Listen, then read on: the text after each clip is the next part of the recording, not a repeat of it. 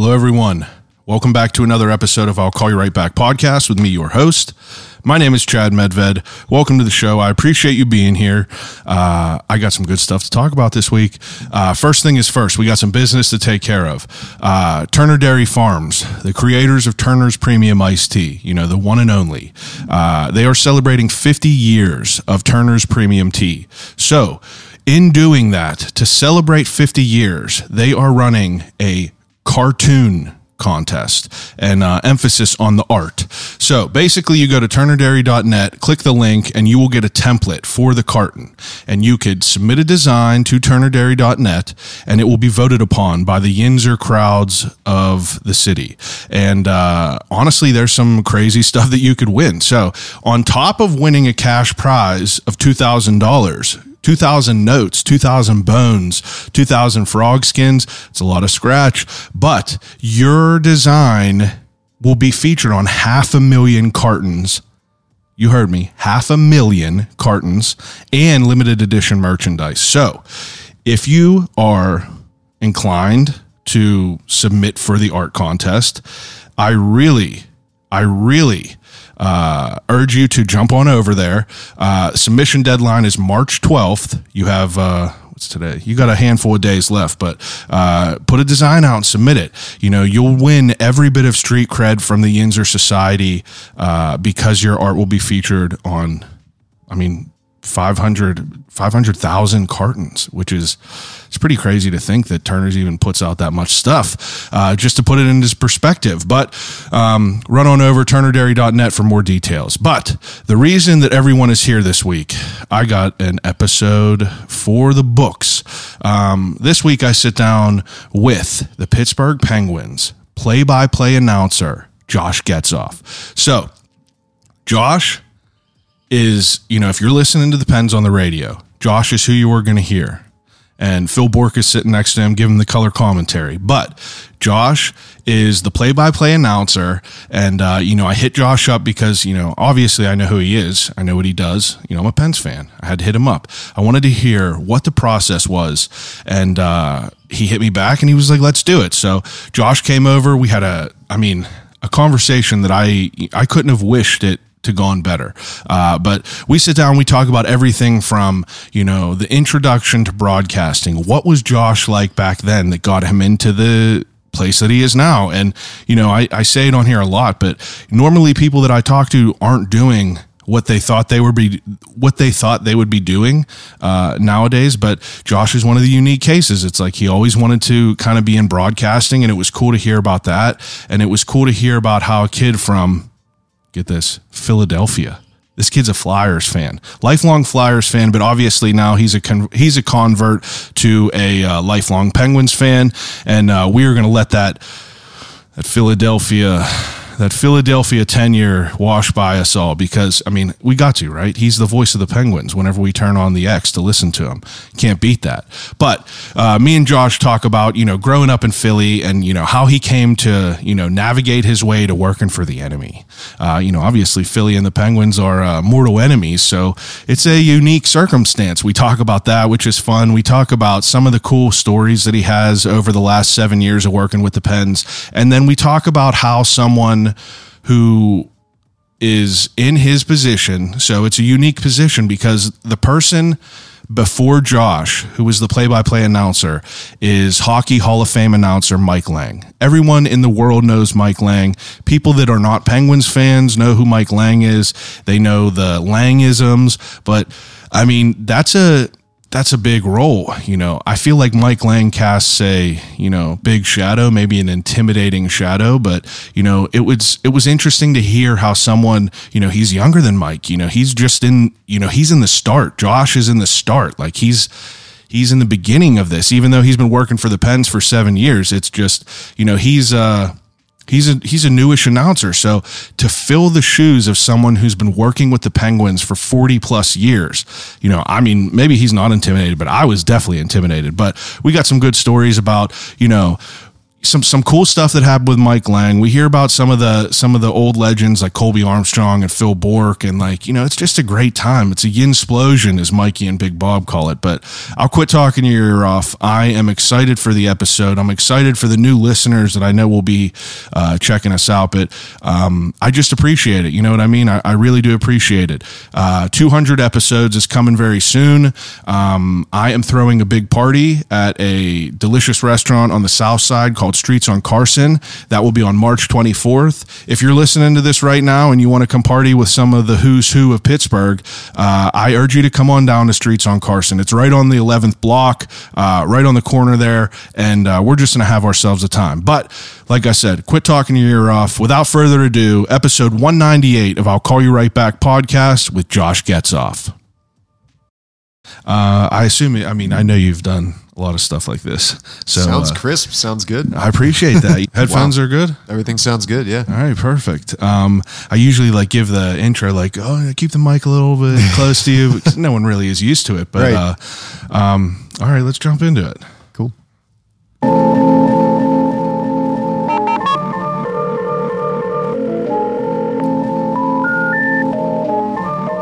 gotta use the telephone. Hello?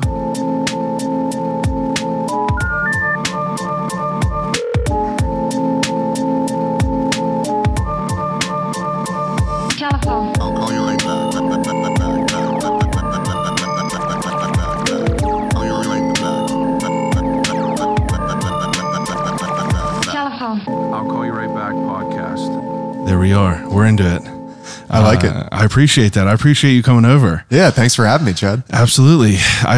You're a busy guy. I'm honestly surprised you even wanted to cut out some time to do this in the midst of the season. I mean, when you get the call, when you get the Instagram post, like I got there in the beginning, I feel like I had to come. I had to see what it was all about. Now seeing the backdrop that I see in the IG posts, I feel like I'm trying in a to be special official set here. Yeah, I'm trying to be official. Yeah. But yeah, I appreciate the ride out. Friday night, we're gonna enjoy a drink. So in the beginning, I do an opening segment with everyone. It's called "What's in the Cup." Okay. So I asked you what you wanted to drink. You said you like all IPAs. I do. I just happened to be on a trip whenever we were talking, and I grabbed a couple beers from, this is from Elkton Brewing in Elkton, Virginia. This is Murky Water, 8.0, double IPA. So feel free to crack that open. All right, let's do it. Got a chilled glass for you. You take good care here. I try to, you know what I mean? One You want man the first show. pour, or you want me No, to? go ahead. All right, you know, your guess, by all means. I tried that one. It's definitely a little spicy. Is it? It's I not like really the body of it. I tried a blonde ale whenever I was down there. Yeah. And I try to play the role of not asking too many questions because I know the beer people are, they take pride in their beer knowledge. Of course, so I'm just like, hey, I just picked one off the wall, but it was great. So I figured I'd buy a couple more, but Yeah. it smells good. All right. Cheers. Cheers. That is pretty tasty. Pretty West tasty. Virginia, huh? West Virginia, small right. town West Virginia. I like it. I went into the coffee shop across the street and I said, do you guys have any bakeries or anything here? They were like, no. Just beer. Nope. They were like, we got a coffee shop, we got a McDonald's, and then we got a beer brewery. But we were just talking about it before last night's game, unfortunate loss.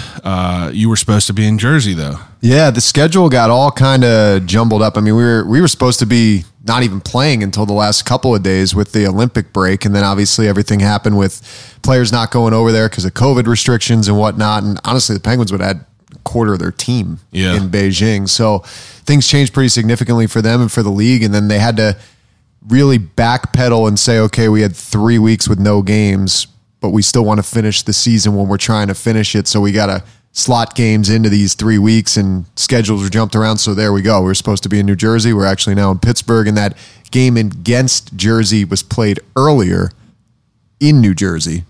Oh yeah. Before the game that was supposed to be played in New Jersey that was then in Pittsburgh. So if that's confusing, it's because it is.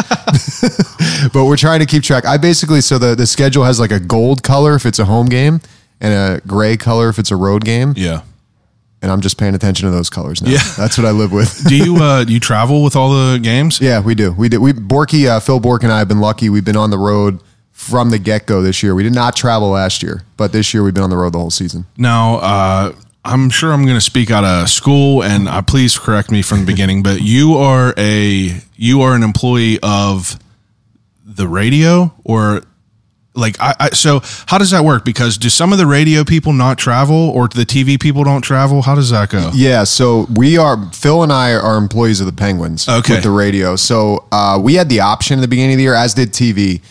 They're not employed by the Penguins. They're separate contractors from what I understand. I think some of them are full-time employees of AT&T Sportsnet, but not all of them. Yeah. And I'm not exactly sure which ones are which. Yeah. But we were given the option at the beginning of the year. You know, the Penguins were kind of like, hey, we'd love to have you guys back on the road.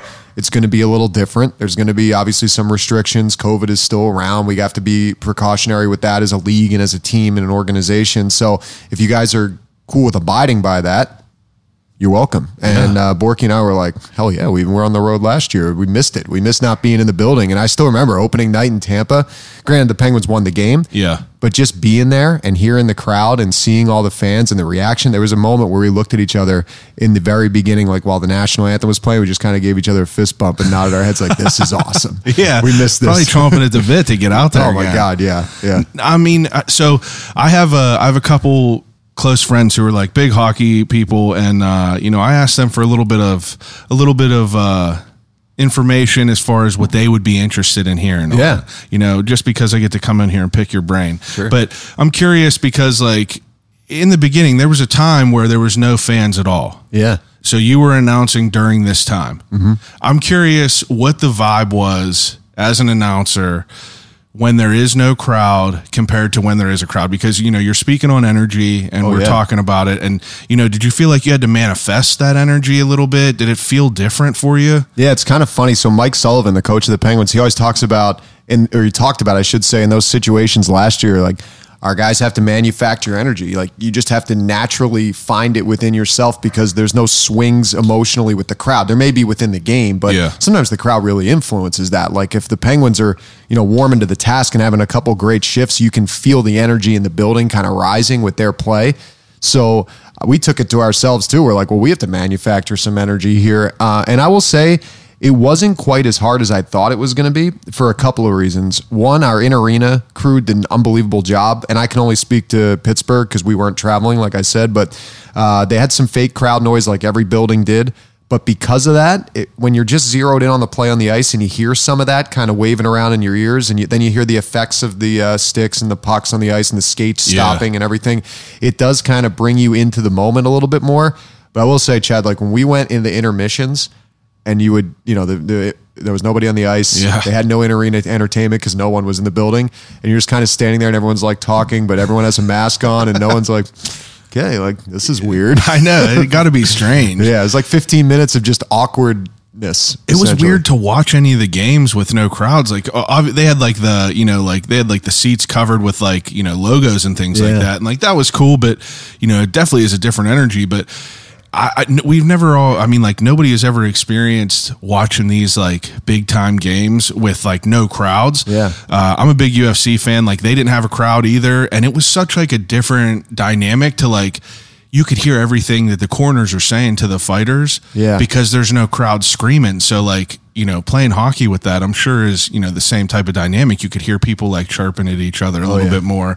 So there's probably goods and bads to all of it. There was. I'll take you back. I mean, back in March of 2020 when the league shut down and all the world, I guess, in sports and everything, but we were in Columbus actually because we had just played the Devils, ironically enough, in Newark, and all the cases were kind of starting to track up, but I'm not going to act like I really had any idea what coronavirus was at that no one time. knew. I mean, you just kind of heard people were getting sick and you're like, okay, whatever. I mean, I hope no one dies, but then we found out what was happening down the line. But in that moment, you're kind of just like, all right, well, there's something going on, but we'll keep playing.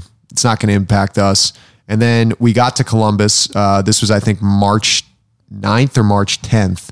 And I remember we had a day between games. Penguins practiced that day, and there were these new restrictions in place where the players had to stand behind a rope, and we were 6 feet back and couldn't quite be holding microphones. And you were kind of like, this is a little strange. And usually we would be able to go in the dressing room and they were bringing players out to talk to us. So that was kind of the first ripple effect. And then after that, the next morning, we were supposed to play the Blue Jackets, but the night before was when Rudy Gobert with the Jazz tested positive on the court. Oh my, I remember that. Yeah, and I still remember being in Columbus and we were out to dinner at a bar watching it on TV. And yeah, you see that happen. You're kind of like, whoa, like these guys are like flying around, grabbing him, pulling him off the court. People were running in all directions. And the next morning, we got a notification that our game was canceled and we were getting back on a plane and going right back to Pittsburgh. We had another stop on that road trip in Raleigh to play the Hurricanes. Oh, wow. So, and we were like, okay. And I remember the thought was, and this was not anyone talking down on COVID. It was more just naive that you just didn't understand. We're like, okay, we'll be back in 2 weeks.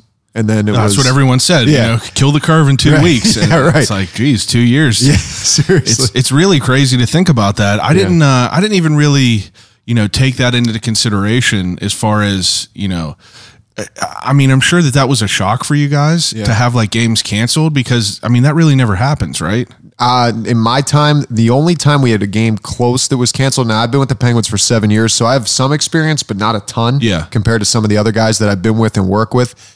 We had a game, this was about 4 years ago, where the night before we were supposed to go to Long Island to play the Islanders, there was just a ton of snow in New York, like an obscene amount in New York City. So we usually flew into LaGuardia and we couldn't fly in. And then we had to come in the morning of, and they were debating canceling the game because of how bad the snow was, but we still just flew in the day of the game, played that night, and then came back to Pittsburgh. That was as close as it was, but then these came and every game was canceled. Yeah, it's weird to even think about that because these are these multi-million-dollar events that keep things going, and you're just they're not happening. Like, this got to be serious. Yeah, it generates so much money. It's crazy. Like, it really is. Absolutely. Now, before we get too deep into the whole Penguins idea of everything, I want to know kind of like your, I mean, I know you're a Philly guy, all right? The cat's out of the bag. Cat's out of the bag. I know you're a Philly guy. I gotta be honest. I love Philly. The team, it's I don't have any deep seated, ties to them, but I love the area of Philly out there, just traveling over there. But, how did you even, I feel like this is a unique career path. You know, is this something you always wanted to do? It is. I'll say two things about Philly. Just a quick story. When I interviewed for the job with the Penguins, they asked me where I was from, and I said I was from east of Harrisburg. And Central PA. Yeah, I was like, just slightly east of Harrisburg. You just add 100 miles, drive a little bit. And then, like, one of my bosses caught on immediately. Yeah. And he just kind of let it ride. And then after they hired me, he goes, so what part of Philadelphia are you from? And my face probably just turned bright red. And he's like, don't worry. Like, we won't let the fans know right away. Did you really think that would be like a deal breaker? Oh, I mean, growing up in Philadelphia, you just knew how that rivalry was. And I was like, how are they going to handle this? And how old are you? 33. Okay, so I mean, we're similar age. I mean, I know what the vibe was here, being a Penguins fan against Philly, enemies. Right. I mean, obviously it's the same over there. Yeah, it is. I think there was an element because it's kind of reverse course. Like when I was, I guess we're talking 2003, 2004, like when the Flyers were really good going to the Eastern Conference Final, the Penguins in that stretch were not as good. Yeah. And since I've been here, it's been a total reversal. The Penguins have just been way better. So I think in Philly at that time, you were looking at it more like you didn't like the Penguins, but you knew you'd probably beat them. Yeah. And now it's become more of like the Penguins, obviously the Flyers don't like each other, but more often than not, the Penguins are winning those games, including that playoff series a couple of years back. So yeah, I mean, I think it's still, I mean, I'm biased, but I love the rivalry. I actually don't really enjoy going to Philly. It's just a little funky for me. Like in a building where I used to watch games growing up, and now like the Penguins are my team. Like I live and breathe with them now. I've totally converted. My wife and I love it here in Pittsburgh. We have a son here. Like we have a family here. You have no choice. Yeah, right? We're Yinzers now. Yinzers are they're scary people if you want to get on the wrong side. But I mean, it's such like an interesting dynamic because I feel like it would add to, it adds to the story. It's obviously would be cool for, someone who's from Pittsburgh to, grow up and be an announcer there. But I mean, to be from the other side of things and come over, that adds like that little extra cherry on top for it all. It does. And I will say, to answer your original question, it is something I've always wanted to do. Like I played hockey all the way through college, but I was probably like 12 or 13 when they started to have the select teams and the teams that would go travel and play for scouts and everything. And I didn't make any of them. Yeah. Then I was kind of like, All right. Well, I love playing hockey, but I'm probably not going to play it for any kind of money or career. Yeah. And then I started to think, well, I want to be in sports. I want to be involved in hockey. How can I do that? And I was addicted to reading the newspaper. I still am. Are you a stats nerd? Yeah. I'm not so much a stats nerd. I like the stats for journalistic purposes. Yeah. I'm more of a journalism nerd. Like, I just like reading good stories. I like reading about people and learning about people. So podcasts are awesome for that. But, I used to just read the Philadelphia Inquirer all the time growing up, the sports page front to back every single day. And that's what kind of got the bells turning, or the wheels turning, I should say, in my head that, hey, you know what? Like, could I do this? Could I work in sports? And originally it was, you want to be a writer because it was the only thing you knew. And then you started to watch more TV and it's like, I want to do that. I want to do what those guys are doing. So in high school, a couple buddies and I started, if they end up listening to this, their name's Stephen Watson and Alex Cohen, who are both broadcasters right now. Oh, yeah. And if they listen to this, they're going to be annoyed that I said I was a part of starting the broadcast club. Those two started the broadcast club. I then kind of, snaked my way in and became a part of it. Yeah. But the three of us really took it and ran with it. Our senior year, we did, high school football, high school basketball, high school lacrosse, anything we really could do. We just literally had like one of those JVC cameras you'd buy at Best Buy. And this is something that you guys just started yourself. Yep. Started ourselves, and we would record it in, just microphones hooked up to a camera and put it on public access channel in our township. And that was what we did. And that was kind of what I put together, a little reel from that to send to schools, like on top of my college application, like to apply to school. So cool. Yeah. So that was a big part in getting kind of an opportunity to go to Ithaca College when I went there too. So it's interesting thinking back in my high school experience and like how I made decisions, and like it never like dawned on me that like I could, like if I watched like someone who was a broadcaster on any sort of like sports show or something like that, anything that I was interested, it didn't dawn on me that was a career that was someone was doing. So like, I still had that mindset, oh, you could either be an engineer or doctor, whatever, something like that. But it's interesting the people that like acknowledge that from a young age and be like, oh, I could probably get into something like that. Yeah. It's interesting you say that, because I've had some people say that to me too, that it's like, wow, it's like that's really what you've always wanted to do and all you've ever wanted to do. And I'm like, yeah, I mean, there were times where there were some other things I thought of, like I've always been interested in the doctor route. My dad was a doctor and just kind of that kind of field, but it was never anything that I felt like I wanted to be in school for 10 years for, like that was a turnoff to me. And I feel like you really have to have a passion to want to do that. I didn't have that kind of a fuel for that kind of a career, but with broadcasting, it wasn't that kind of a route to begin with. And plus in college, you got to skip out on math class. So like it was a huge sell for me because I suck at math. So even though I like the numbers, yeah, that's a cool story. Like you were saying, like a lot of people, I sound like a broken record almost every episode, because 99% of the people that I talk to, they're doing things that they never expected themselves to do, whether it be, rapper, beekeeper, something like that. No one really plans to be that. Right. No one plans to own Millie's ice cream, but he, kind of fell into it. And it's cool to like hear those stories, but I always am so fascinated with people that know kind of their path from a young age. Like I'm sure you're familiar with Dianoias. Yeah. Oh yeah. He is so good. He just knew he wanted to cook, from a young age. And it's just like kind of perplexing to me that people were able to have that like, decision making back then, because I was just like, oh, I want to go hang out with my friends and skateboard. Yeah. Like, I didn't care about anything. Right. But it's cool because you were able to like navigate it and see it. So Ithaca, how do you choose Ithaca?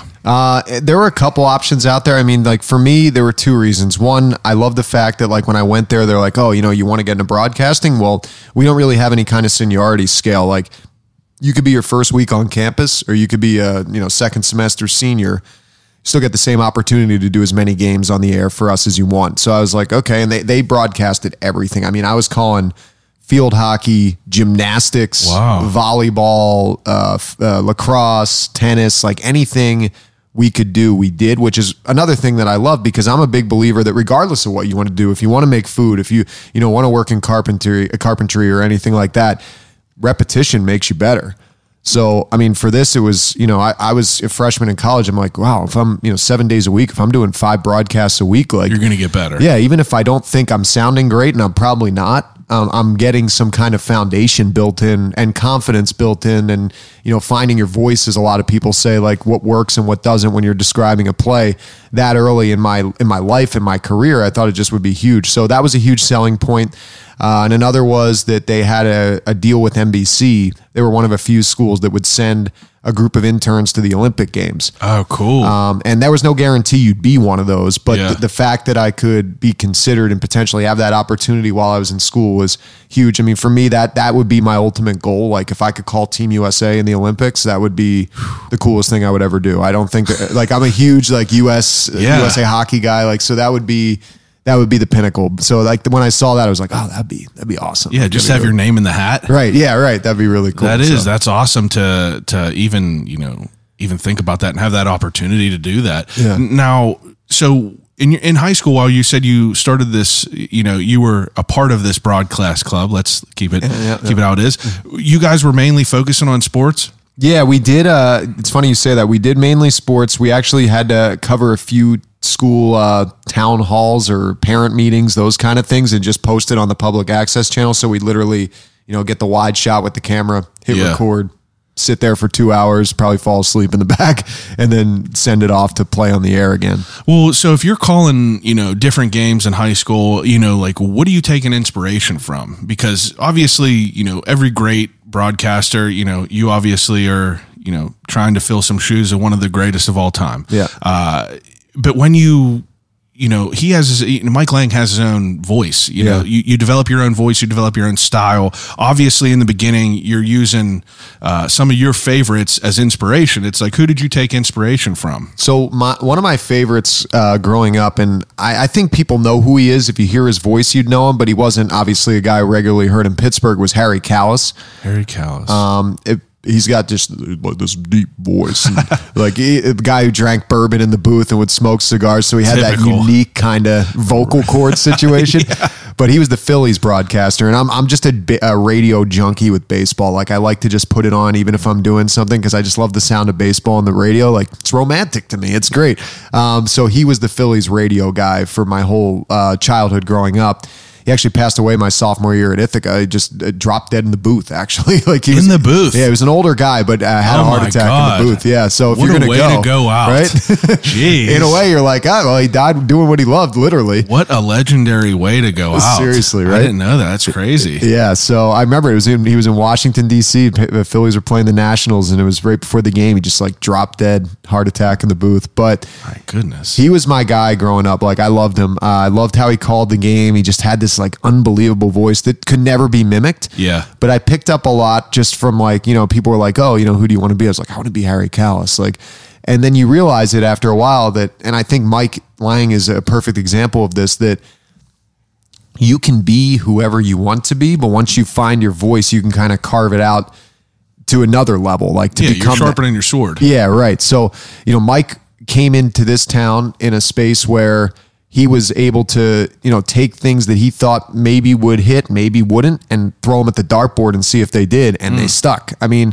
that's the kind of situation he walked into. With Harry, he was I'm not going to say I remember exactly when he took over, but my entire life, he was the voice of the Phillies until I was, 18 or 19 years old. So you go back to the 70s and 60s that he was probably involved in some capacity as well there. Yeah, so absolutely. These guys, they have longevity on their side, but they also are able to build up kind of I don't want to say it's like a character, but it's like a patina. Yeah, it's a little bit of a persona that they not that they're not the same person off the air, and I can speak to Mike Lange as the exact same person off the air. He's an unbelievable human, but they have this kind of a relationship with the fans, with how they are on the air and how you come to expect them to be when you listen to a broadcast. Yeah, that it's unique, and that's what I've always tried to strive for. Like when I do the games. Yeah, I've heard,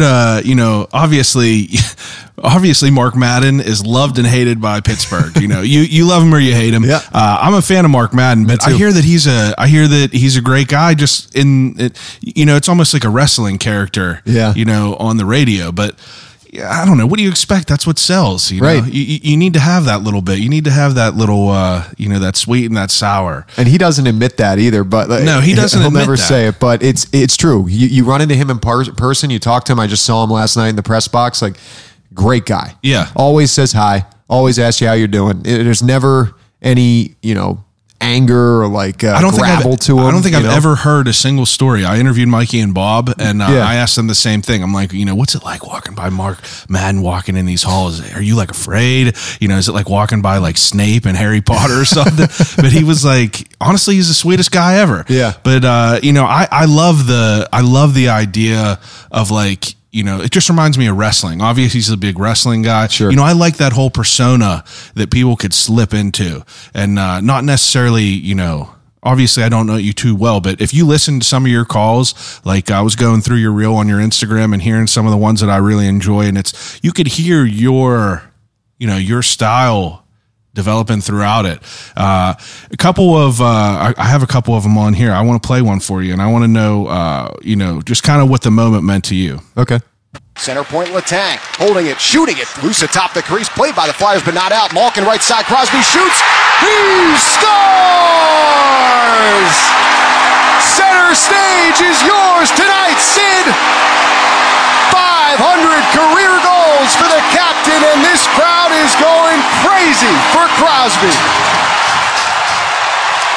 Now, obviously, Yeah.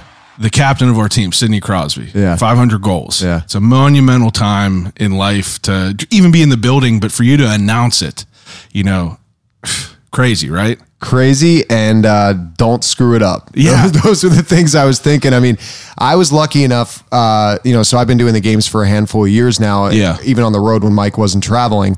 I called his 400th goal in St. Louis a few years back. Wow. And that was really like the first big goal I had calling a game. But 500 is, That's big. That's a huge deal. Yeah. There's only 46 guys in the history of the league that have ever done that. So, and it's Sid. Yeah. You want to do right by him. You want to do right by the Penguins. So, 1,000,000%. yeah. And I just think that to go back on that, to answer your question about what comes to mind, first of all, it's awesome that he got the pass from Malkin. Like that the two of them combined, and then it comes against the Flyers. Like, listen, I saw that on the other side so many times. I know. And now I'm getting so happy seeing it on this side all these times and all the success that he's had.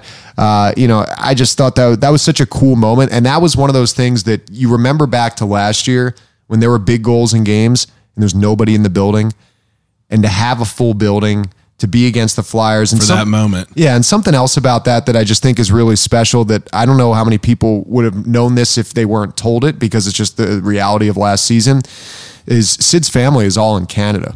So they actually couldn't come down for his 1,000th game last year. Like, they couldn't be in the building. They had to send him a video that played on the video board. And I think that kind of crushed them and him a little bit, but they were all there for that goal.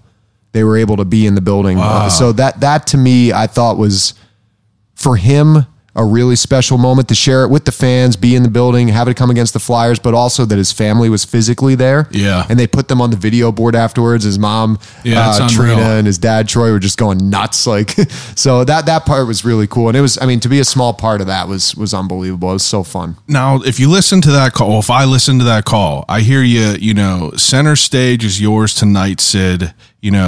The crowd's going crazy for Crosby. The way that you dance over the words, you could say it a certain way, and you could just say, Crosby scored 500 goals. But, obviously, as a announcer, you want to approach it in a sort of, have a little bit of grace while you're doing it. Mike Lange, he got the anecdotes that he puts out, scratch my back with a rusty razor. It's like, do you prep some of these things? Like, did you have in mind, like, all right, Sid's going to probably score 500 tonight, I got to be ready, kind of? So he scored, this was going back to the first game out of the All-Star break, he scored his 499th goal against Boston. And he came out of the All-Star break, obviously, at 498. So once 499 goes in, you're all of a sudden like, oh, all right. Yeah. Got to be on alert every time he's on the ice. And that game against Boston, he actually had a 2-on-1 later in the game and took a shot and hit the post. So it was pretty close to happening that night. But to answer your question, like, I don't really have any of those kind of Langisms, as people call them, but I have a couple that I've started to develop over the last few years. One of them is a power play goal, the PPG for PGH. The PPG. But with Sid, for that, I felt like I needed something. So I actually, if you were to go back in my little book that I keep line combinations and little notes in for each game, I had something written down for the next game in Canada, something about the captain does it in Canada. And then I had one written for the Devils game that was on Super Bowl Sunday, and I was going to say Super Sunday belongs to Sydney. I was ready for that. Didn't need it. Yeah. And then we came back to play Philly, and I was like, oh, man, this is, the spotlight's on him. What can I say that, would do justice to the moment? I was like, center stage is yours, Sid. I'll go. It's something like that. That works. I was talking to my wife, and she goes, no. You put tonight in there because it's like tonight is his night. And I was like, center stage is yours tonight. I'm like, oh, that is it. That's it fits. So I wrote it down. And I got to give her credit. She added the tonight part to that. And I sent it to her and I was like, what do you think? She's like, roll with that. Yeah. And she's like, just don't screw it up. I mean, I know the tension got to be high whenever that's going on. I don't know how you could, keep your mind just organized enough. You're worrying about what's going on the ice. You're worrying about what you're going to say if people are going to, if people are about to score a goal, you're figuring out what pieces to interchange. But I was always very curious about lines written down, them center stage is yours tonight. Cause that all I can't remember the literature term of a bunch of words together with the same letter. Yeah. The crowd's going crazy for Crosby. Yeah. I can't remember what that's called, but the alliteration of the it alliteration. All, yeah, right? It's I noticed that, and it's cool because that's it's cool because you could tell you're developing your own, way of doing it in your own style, and I love it. Last one I'm going to play for you, though, to speak on your, Langism so-called. Yeah. It comes to Letang, curling it back to Crosby. He'll wind and blast, fakes it. Letang plays catch with Rust. Letang rifles it across for Malkin, grips, rips. He scores! Evgeny Malkin breaks the deadlock. A PPG for PGH. 1-0 Penguins. No, I love that one. Yeah. I love it because you say grips it, rips it. And that's just I listened to that. I was like, that's it. That's the one right there. But, I like that, obviously Mike Lange is a huge part of the Penguins organization. Obviously that he was, when people think of the play-by-play, they think of that because he's been here for so long to try to step into those shoes and do it justice. Yeah. Because we're spoiled as Pittsburghers. We're spoiled. Yeah, you are. But, you do a great job at it. It's what's your mindset as far as stepping into the shoes that you do? Yeah, I think I benefited in two fronts. One of them was, like I said, I've been with the team for 7 years. Yeah. And my first 3 years strictly doing pregame intermissions and postgame, every postgame show was with Phil Bourque. So pretty much right off the hop, he and I established kind of a friendship, you have a good rapport. Yeah, and an understanding of each other, kind of knowing when the guy's going to back out, when a thought's going to be said, but also becoming friends away from broadcasting and getting to know each other that way too. So, he's one of my closer friends in the city right now, in Pittsburgh. So he's been awesome. I think that helped. But another thing that helped was just being able to call games as much as I did the last couple of years, because I think that allowed the fans to hear me with Phil. And last year, doing almost all of them, not to say that they got accustomed to hearing me instead of Mike. I don't think that'll ever be the case, but it was more me than Mike last year in the sense of you turned on the radio and you were going to hear Josh Getzoff. You weren't going to hear Mike Lange, which I think fans started to realize was happening, as last season progressed. And Mike obviously had stepped away with COVID swirling and all that stuff. But he, I will also say, has kind of really done a good job of taking me under his wing. He didn't have to. Yeah. I never asked for it. I was always asking questions. Yeah. But he could have easily been listen, I can see the writing on the wall here and I don't want any part of it. But he saw the writing on the wall in his mind before I even thought of that as a possibility. And he's like, hey, try this, do this, maybe use this word. Think about that. Don't say this, stuff like that. And that's fantastic to hear. Still to this day, last night, Devils game ends. He texts me. He goes, long season, baby. Ride it out. You still got a lot to talk about. So good. So we talk all the time. And he texts Phil and I, almost every game, something funny about something that we say. And he's awesome. I've said before, he's He's an unbelievable broadcaster. I know it's cliche, but he's also like a Hall of Fame human, just like a great guy. I feel like a lot of people have told me that. Yeah, and his son Tanner had a baby boy not too long after I had mine, named Owen, and I hope he doesn't mind me sharing that. But he last year, after the playoffs ended and everything, we'd be sending each other pictures. He'd be sending me pictures of Owen. I'm sending him pictures of my son Gunnar, and just going back and forth. And he's like, "Oh, they're going to be buddies. They're going to go to the broadcast booth together." Like he's great. Like, That's awesome. He's an awesome guy, and like just how much he's meant to the development that I've had here, but also just, way before my time, like just the Penguins and Pittsburgh. Like I think you make a Mount Rushmore of the Pittsburgh Penguins and Pittsburgh in general from a sports perspective. He's on both, right? Got to be on there. Yeah. Now, so you said you've been working for the Penguins for 7 years. Yeah. In the beginning, before you got to the Penguins, like right before you got to the Penguins, what were you doing before? Like, did it go right from college into sports broadcasting? Yeah, it did. So I started, when would this have been? This was summer of 2011. I graduated in May of 2011 from Ithaca College. Okay. And that summer I started at WENY, which was a small station in Elmira, New York. Probably about 3.5 hours east of Buffalo. Okay. So like right in the center of New York State. And I it was a great opportunity. Like I started there and they were like, well, here's what we can do. We'd like you to do some sports reporting, because I'd interned there in the spring. So I kind of had a little bit of an understanding of the station. They're like, we'd like you to do some sports reporting, but we can't guarantee a position with that. We need someone to be a tape operator first. Can you do that? And then maybe we'll get you to be sports. So I was like, tape operator. Okay. It's a job. Whatever. I'll do it. What is that? So it literally was, this is now, it sounds like prehistoric times now with how everything is, but I literally would take a tape that our editors would put, a story for the news on, and I'd push it into a cassette player, wait for the director's cue, and they'd be like, and John Smith has more on the car accident at this street. And I'd be like, boom, hit play. Wow. And then it would go over the air.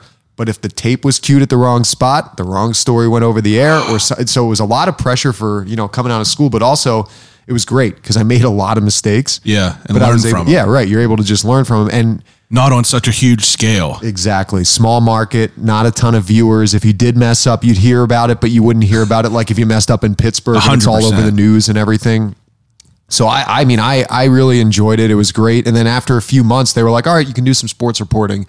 And that was kind of the beginning. And I never really looked back. I had a great boss there, and Andy Malnoski, who's still in the Elmira area today, who, kind of took me under his wing, taught me how to tell stories for the video camera and the right questions to ask, and really established a foundation on that front. Yeah. And that kind of set me in motion to, move on from there. I went to Champaign, Illinois.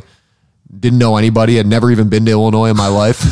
And it was an opportunity to cover the Big Ten, though. And even though the University of Illinois stunk in basketball and football, opportunity. I went to the Horseshoe at Ohio State to cover the Buckeyes in a Saturday night primetime game. I went to Lincoln, Nebraska, which I still say to this day, best sports atmosphere I've ever seen for a Nebraska Cornhuskers game. Really? It's like all those people have there. But it's a really cool town too, Lincoln. I would recommend if anyone's kind of doing the cross-country drive, stop in Lincoln, Nebraska. It's a cool area. But that was a great opportunity to cover that. I dipped my toes into some Chicago sports when I was in Champaign, but it was largely college in that area. Yeah. And then the opportunity came with the Penguins, and that was it. Were you always someone who was a fan of all different sports? Were you kind of like, did you understand to like kind of take that like, step into learning about, you were saying, I was broadcasting volleyball, field hockey. Yeah. It's like, did you kind of dabble in all of it just to kind of get a little bit of education on them? I did. Yeah. I would say my favorite two sports still to this day to watch and be a part of are hockey and football. Yeah. I love baseball. And I'm actually, I'm keeping my fingers crossed on this whole lockout situation with the MLB, because I'd like to go down to PNC and take my son down. Like, that's something I've been looking forward to doing, is going to Pirates games, even if it's to see the opponent. Oh, yeah. But just to go down there and be just at the ballpark. Be in the ballpark is unreal. I love that. Like, I love that kind of summer feel of, you get a beer or, you get some popcorn. My wife makes fun of me because I still keep score on the scorecard. You? I'm old school with that. I am a nerd. Like I love guess in a way. that. You got a little tape player in the pocket. Yeah, I'm like 2 balls, 1 strike. Colby Armstrong, who I do the broadcast with sometimes, he just calls me. He's like, "You're the stats guy. That's what you are, the stats guy." But I like I said, I don't love the stats. I don't live for it, but I do think they help tell the story a lot of times. So with baseball, Absolutely especially, and it's fun for me to, go out, kind of sit there, just watch. It takes your mind away from anything. Baseball is a slow game to begin with, but in a way, I like that. With hockey being so warp fast. speed, and I love that about it. There's nothing that I would change. But when the season ends and you need a chance to kind of slow it down, it's great to have the Pirates right there. So hopefully, here's hoping we can have that happen this summer. Yeah, it's an interesting, idea to think about radio, because we're in this world now that's like, radio was designed, for, decades ago. Right. It was kind of it's an interesting beast in itself, because,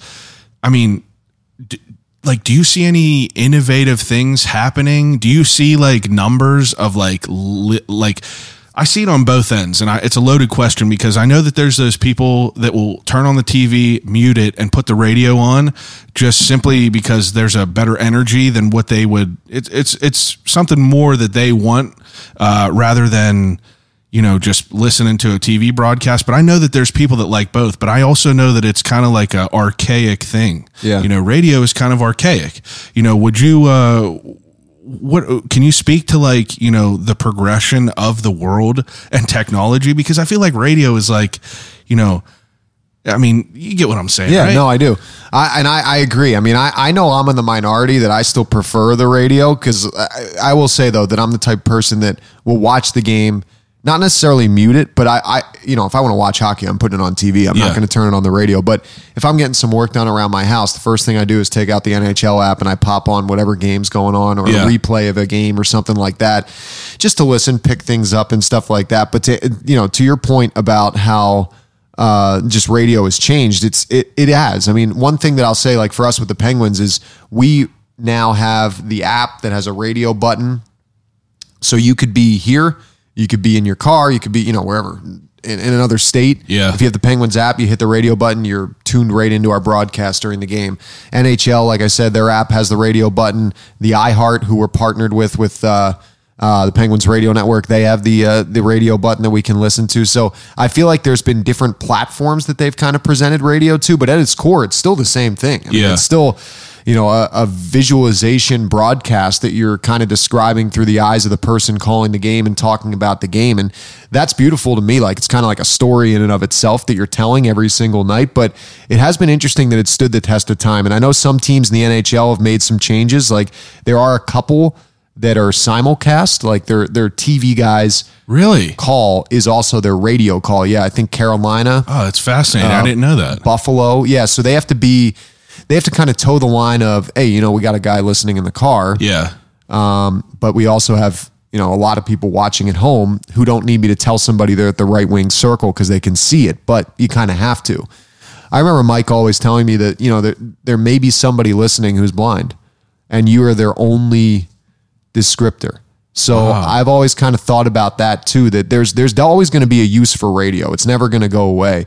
But it's definitely not what it was, to your point, 20, 30, even, 20 years ago. Yeah, I don't think it'll ever go away, simply because you could integrate it into different apps that we have. Right. And what you were speaking on, like being out of state, being wherever, sometimes games are blacked out on the TV. Right. It's just easier to have it on your phone with some AirPods in or whatever. But it's interesting to think of that way, how they can integrate it into the technology that we have, rather than just kind of like leave it in the dust behind there. Right. I don't think radio will ever go away, but it's a fascinating thing to think about, because back then radio was designed to sit around together, consume shows. You couldn't miss a show. Right. Now things are such just on demand, podcasts whenever you want them. We live in this world of being spoiled, seasons of TV shows dropping all at once to binge.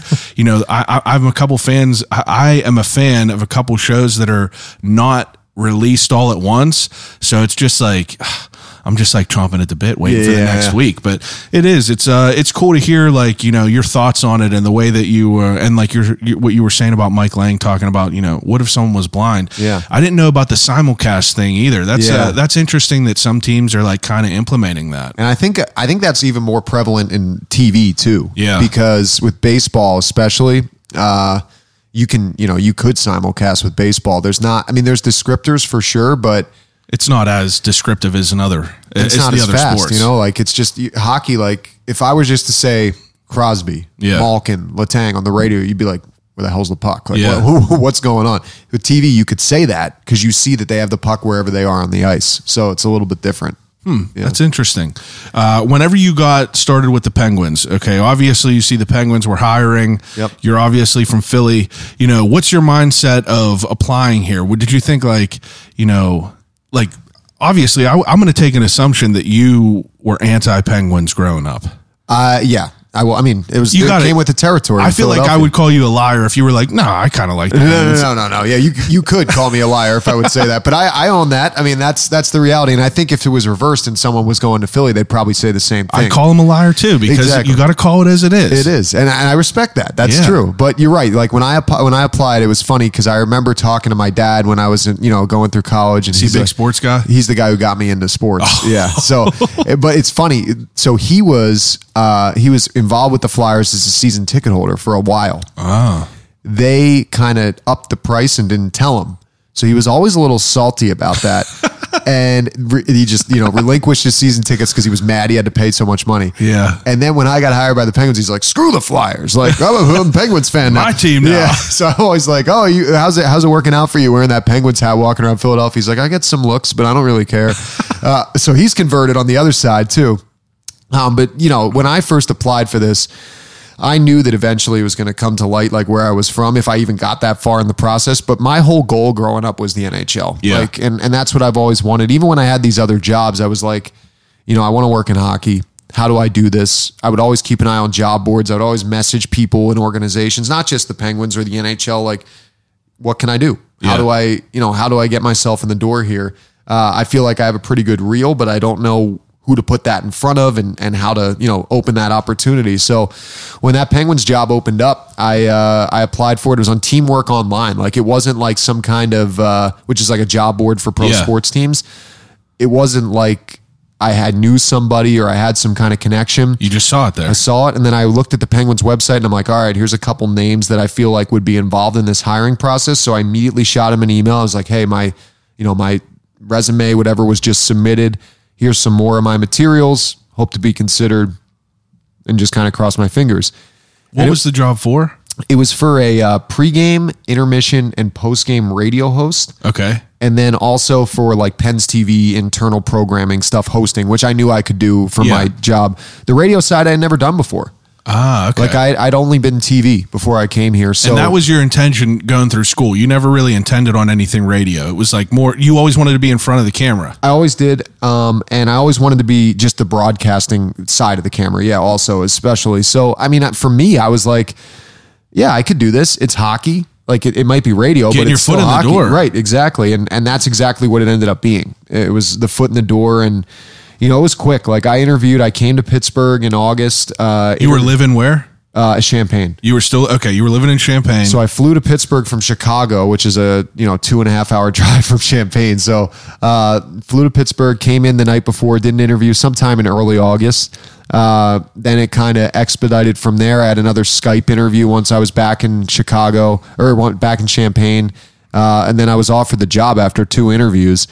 And the funny thing was my current my contract at the time with my station in Champaign, they wouldn't let me out of it until it lapsed, which was September 30th, which kind of lined up with the end of training camp for the Penguins. So I got to Pittsburgh on October 1st. The season started on October 8th. So it was like right there, warp speed. And my birthday is October 8th. So I always thought it was kind of like a cool gift. Oh, wow. I broke into the NHL on my birthday. That's crazy. Yeah. So like that was pretty cool. I remember the Penguins lost to Dallas, but still like it was cool. Can't win them all. It was funny too, because I remember doing the post-game show and we had to read like tweets about one of the segments, and one of them was like, this new guy's a jinx. Like we lost the first game. I'm like, oh God, what did I get myself into?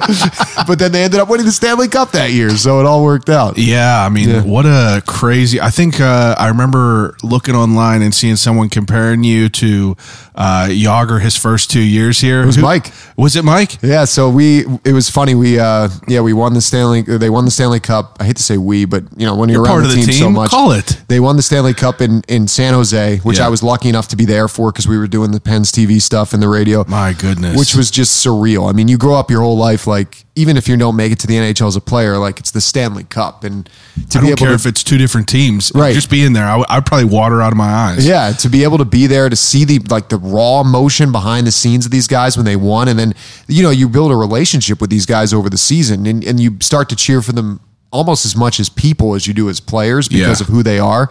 So to see some of those guys get the chance to win and like spend some time in San Jose afterwards with them was pretty special, and then to do it again the next year in Nashville was crazy. It was just surreal. The whole experience. You think back on it and you're like, man, am I greedy to ask for it one more time? Because like, it was so cool that in the moment you're there. Don't get me wrong. Like I was in the moment, I was embracing it. It's the Stanley Cup's coolest thing in the world.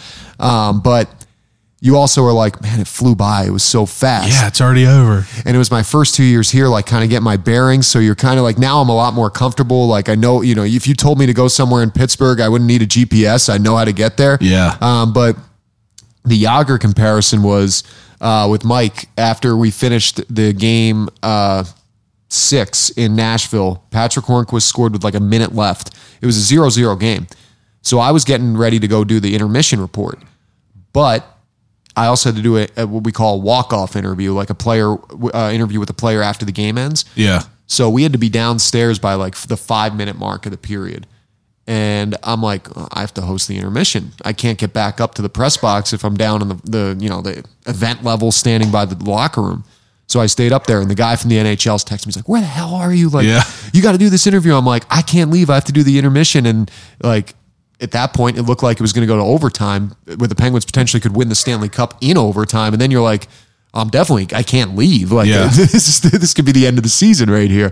So Hornquist scores, and I still remember like Colby and I were actually sitting next to each other. I said, watch my stuff. And I grabbed my microphone and my recorder and sprinted to the elevator, get down there just like in the tunnel, just as Carl Hagelin scoring the empty net goal to make it 2-0. NHL guys like, where the hell were you? I'm like, they just scored. Yeah. And so I get on the ice, do an interview, fly back upstairs to do the post-game show with Phil and Colby, because Mike didn't do the post-game show then. And he looks at me and he's like, Jesus, 2 years, 2 cups. You're like Yager. Man, I mean, like, gives me chills to even like hear a story like that. Like, what an epic, like, first 2 years in there. Yeah, it was unbelievable. If you had a favorite moment from your first 2 years with the cup, do you, first of all, do you get to spend some time with the cup? I was at a couple parties of my coworkers that had days with it. I don't get, and I think even now in my current role, if they won, I wouldn't get a day with it, but there's events and you get to be around. I didn't know if like Mike would like I didn't know if not just Mike, but any announcers would have him. Cause I know that like Danny Kroll, I interviewed him. Yeah. He's and the banker. Yeah. He said he had a day with it as well. Yeah. And it was cool to hear about that. It was I always think that that's like, such like a wild idea to just have your time with the Stanley Cup, to do whatever you want with it. People were putting their babies in it, eating ice cream and cereal out of it, drinking out of it. What an epic thing. It's so unique, and it has a mystique to it. Like this is going to sound absurd to say out loud, but I probably went to like over those 2 years, probably like 10 or 12 different parties. Yeah. So you're around the cup a lot, but like my wife would always be like, and she's a huge sports fan, but she would just be like, oh, another one? I'm like, another one? Yeah. Like, I hope there's another one after this. Anyone who asked me to go to a cup party, even if I could just stare at it for like 20 minutes, I'm cool. Like, I don't even need to do anything else. Walk by, just touch it a couple times. Yeah, that's what I did. Just like keep my hand on it a few times and just be like, this is the coolest thing ever. Cause you grow up and you're superstitious with hockey. I was like, I'm never going to touch it because then I won't win it. Yeah. And then I was like, well, the team I work for won it. I guess I could touch it. Yes, you could touch it. Yeah, I actually have a funny story about that. So when we went to San Jose, I won't say who this was because I don't want to out them, but that's fine. We were in, there was an after party at the team hotel after they won. So the cup was there and everything. And, I come in with one of my coworkers and We walk into this room. They have all this stuff set up. It was like in a ballroom. They have food, drinks. It's just like, you're like, is this real life? Like, this is unbelievable. Players start filing in. Everyone's having a good time. But the cup was just kind of like sitting on a table. And the guy that I work with was like, would you mind taking a picture of me with him? I'm like, yeah, sure. I think he's going to like go over, like put his hand on it. And he lifted it. And I was like, whoa. And so I took a picture. I was like, I kind of like looked around. I'm like, would you mind taking a picture of me with it? He's like, yeah. And I'm like, whoa, yeah. So I got one like that. Of you lifting the cup? Lifting the cup, yeah. So my God. And I know that's kind of frowned upon because usually you have to be a part of the, like you have to be on it, name on it to win it. So since then, I've only ever lifted it with somebody whose name has been on it, but I do have that one photo. That's fair. Yeah. And that was my first time. So I was right place, right time. I was like, holy crap, this is the cool. Like that was looking at that and being like, this is the Stanley Cup. Like all these guys, like these legends have held this greatest thing. Players ever. Yeah. And like, and then you're in the room and that was the other cool part to see the players come in after they had like a few hours to kind of process it and like walk by and be like, oh my God, my name's going to be on that thing. Like you could see Mario, you see Wayne Gretzky, Bobby Orr, like all these legends, and you're just like a whole lifetime of hard work. Yeah, like I remember standing there next to Eric Fair, who was an awesome guy, like such a glue guy for that team, and he's like, man, like from Winnipeg, Manitoba, like I never thought I would get my name on the cup, and like it's so cool that it's going to be there forever. Like, and he's like, I have a little daughter, like I'm going to take her to like the Hockey Hall of Fame, and they'll be like, look, there's me, there's your dad, like on the cup, and I was just like, that's so cool, like that's so cool. That is unreal. Yeah. So I would assume that, you know, it would be hard to pick like a favorite moment over them first couple years. Yeah. You know, can I say it's safe to say that it's probably one of the events that you were at, one of the parties with everything, or does something stick out? The post game in San Jose, I think because I had no idea what to expect and it was just unbelievable, was up there. I mean, the roads to the cups themselves were pretty awesome. Like the Bonino goal to eliminate Washington in 2016 was pretty crazy. You interviewed that guy too, right? Yeah. Oh yeah. Bonino. Oh my God. Ryan Singh. Yeah. And then he's awesome too. And then in 2017, I remember that double overtime where Kunitz scored to beat Ottawa. I mean, they were a goal away from not going back to the final. Yeah. And Ottawa was kind of like the Cinderella team, as evidenced since then. I mean, they've been totally in the toilet since that series. But like you remember, like you're in that game, and it's just like I had to run down and do the post game show, and but I also had to do the intermissions on the video board. So I'm sitting buzzing up there, and I'm like, oh my God, like if this game goes to triple OT, like I'm gonna have a heart attack. Like there's just so much going on here. And then Kunitz scored. I can see it so clearly from up there, just the shot going in. It was just such a cool moment. Like that one was definitely up there because I think you thought after they won that, you're like, they're going to do it again. Oh yeah. Yeah. It's like if you get to that point, it's like as a fan of the Penguins, you get to that point where, you know, they might hit one of them valleys in their runs. Yep. And you're like, oh, man, maybe this ain't it. And then they just come out with like a crazy win that you're like, they shouldn't even have won this right now. And you're like, this might happen. It might happen again. And you're just like, Jesus. I know. And like after Kunitz scored that goal, you're like, oh, you only need to win 4 more. I know, like you won 12 already in the playoffs. So it's you know, for the energy compared to, you know, obviously playoff hockey is a different speed than regular season hockey. Yeah. You know, it's just a different vibe. It's a different energy. You know, the announcing, do you feel that in the announcing booth as well? Definitely. I think, again, like you go into a building in the playoffs and there's in-arena stuff that just doesn't happen in the regular season. Like the Penguins have like the tornado horn siren that plays, like, and they got the spotlight flying around, the rally towels going. So most buildings have rally towels to begin with, but they get their fans just whooped up into such a frenzy that you come on the air and you're kind of riding that wave. And as a result, you just kind of ride it the whole time. Like I remember last year, Mike called the first game against the Islanders in the playoffs, and I called the second game. And I was so charged up. I remember my wife texting me like after the first TV timeout. She's like, take a breath. She's like, you can sense how excited you are, but juiced like, up, man, calm down. She's like, you got to relax. She's like, you're not gonna be able to maintain this for the whole game. And I'm like, yeah, you're right. And I was able to find like kind of a happy medium, but you do want to ride it a little bit more because I think the people listening, like, it's the playoffs. They can like, tell. This is what you play for all year. Yeah, you got 82 games up and down, but now you only 16 wins, you win the Stanley Cup. Stakes are high. That's all you need. Yeah, right. It's cool. It's cool to hear that. It's cool to hear about the way that you take in the energy of the fans as well. Like I've been in the Freak Show Penn section all the times that they've had it. Mikey and Big Bob, what they do awesome. with that section, let alone all the other fans, but just the chaos that goes on and then is definitely insane. I feel like Pittsburgh has a, obviously I'm biased. You know, if you go to the arena, it feels like, it's electric. Do you, trying to be as unbiased as you are, do you sense that same energy at all the other places? Like, who do you think has like, what are some crowds that stick out to you whenever you go? I think we didn't get to see it this year because they had some of the restrictions in place, but Montreal to me always has an excitable crowd. It feels almost European. Like they kind of whistle if there's a bad penalty call or something like that. Like football, football club. Some of that, And you got the French on the walls there, so it does feel like you're in another country as opposed to some areas in Canada where it's all English still. And you got the history of like the Maple Leafs, of course, and teams like that, but you don't necessarily have the foreign feel that you get in Montreal. So I like it there. I think that's really cool. I'm trying to think of another one that really jumps out. I mean, some of the ones like Nashville in their heyday. Oh yeah. When they had the fans going in the final, like that place was loud. My parents were down there whenever they won the cup. They were at the Country Music Festival. Oh yeah. It was happening the same. That was a crazy scene down there. My mom and dad, that's like where they would go for vacation. My mom would buy herself like 4th row tickets.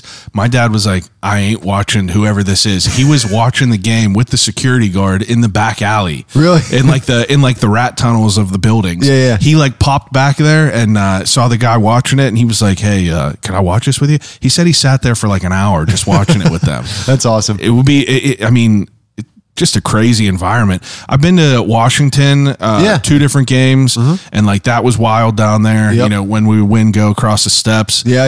And it's pretty, it's intense. What's your favorite arena to go to? My favorite arena is in Calgary. Okay. It's the oldest arena left in the league, but I think that's part of its charm. It was built for the 88 Olympics in Calgary. So that's how old it is. Jeez. And you think about it, it's not that old, but like comparably speaking, I mean, PPG was built in 2010. Yeah. Like which even then it's like, oh my God, it's 12 years old already. Like, how's that even happen? But it's called the Saddle Dome, and it literally looks like, because it's like cow country out in Calgary, it's literally like a horse saddle. Wow. With how it's shaped at the top. But the booths have probably been unchanged since 88. So you kind of like hang over top of the ice. Oh, wow. And there's an interesting part to it where you walk side to side, and like most press boxes are on one side straight, like from goal line to goal line, essentially. Yeah. In Calgary, you walk over the ice on a catwalk that you can see through. Oh my God. So I'm not great with heights. Yeah. But this year I was like, after we didn't travel last year and didn't play the Flames, when we went out there, I was like, I'm doing this. Yeah. And Mike DeFabo, actually, of the Pittsburgh Post-Gazette, who's a beat writer for the Penguins, was walking it with me. And I was kind of, documenting it on my phone. I think I actually put it on my Instagram, like the whole walk, which afterwards I was like, that was a long video. I shouldn't have done that. But I'm like walking along, and I'm just like trying to hold it down, but I could like feel my arm kind of being like shaking, because it was just like, it's spooky. Like, I'm not great with heights, but like when you're in a booth, you don't really think about that. But then when you're like walking over top of the ice, you feel exposed, vulnerable. Yeah. And you can, you get that weird, like kind of like pit feeling in your stomach. I think that you should definitely post all those videos, because as a fan of it all, I love seeing the view from the booths. Yeah, you like those? Those are so cool, because I mean, everyone knows that you're up there announcing, but like people want to see what it looks like. Yeah. It's definitely like, I was going through all your videos, and it's just cool to see that view and just to see how things are.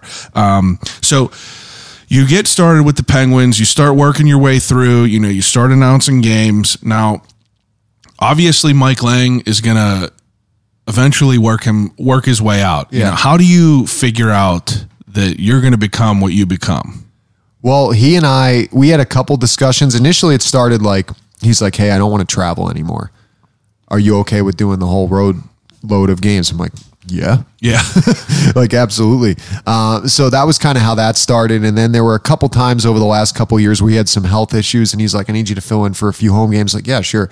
And then it kind of got to the point where I think and this was always the most important thing to me about Mike, he felt comfortable with me being in that seat as opposed to it just being like a stopgap. Like, he was like, no, like, it's okay, Josh can do the game. Yeah. Like, it wasn't like I have to force myself to do this, even though I'm not feeling great, because I just don't want the other person to be in there. He had faith in you. Yeah, right, which meant more to me. Like, that was I always say that when I'm asked about it. Like, if people would have been down on how I was performing, that's fine. But if Mike felt like it was okay and he was good with it, that's all that mattered to me. Yeah, I mean, what other validation do you need? Right, exactly. Like one of the greatest of all time. And I think, when you talk about, a lot of people talk about his Langisms and everything. I think if you just listen to how he called a game and his anticipation for a moment, like, he was so good at, because a lot of times I'd be in the radio station and that's how I'd hear him. Yeah. So I didn't necessarily see the game. And he'd be like, oh, you got a chance here. But like the way he'd say it, you'd kind of like lean forward in your seat. And sure enough, 3 seconds later, you're talking about a goal. Wow. And he had that innate ability that I feel like I've tried to gain, but it comes with time. But he had it naturally. And he was so good. How long was he an announcer? 46 years. I mean, yeah. And you've been it for, full time for what, 2 years now? This is my first full time. First full year? Yeah. I mean, you're doing pretty damn good for just Thanks, man. right there. 46 years, you got some time. Yeah, he's he was, I mean, he's next level. Like, I think that's what I've always said, to try to be him is just not fair. Like, I've always told people I try to stand tall enough to fill my own shoes, not to fill his, because like, if you're like, oh, I'm in Mike Lange's seat, or like I have to do what Mike did, like, you're setting yourself up to fail, because he's such a high bar and he is only one person. Like, one of a kind. Yeah, right. One of a kind. Like, you can't mimic that as a person. You can't mimic that as a broadcaster. Like, that's why he's in the Hall of Fame. Like, he's one of the best to ever do it. Absolutely. For you to, prepare to, like, the first time you called a game like this, obviously you calling a Penguin game is different than, whoever else, field hockey, whatever. Yeah. There got to be a certain level of nerves that come along with it. How do you keep, your bearings up there as far as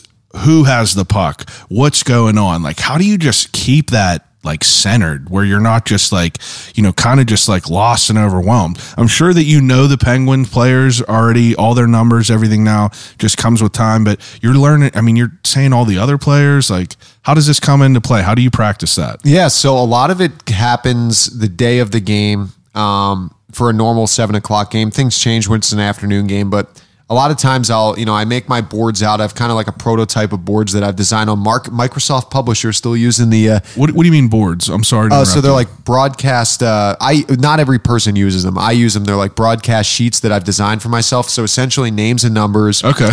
I'll put a player's, height, weight, age, what year they were drafted and by who, or if they were drafted. Some guys are undrafted. Okay. Amount of years they've been in the league, amount of years they've been with whatever team they're on right now. There's contract... like that they're on, just in case I have to reference that, like, oh, he's going to be a free agent after this year type of thing. And then just a couple nuggets on each guy.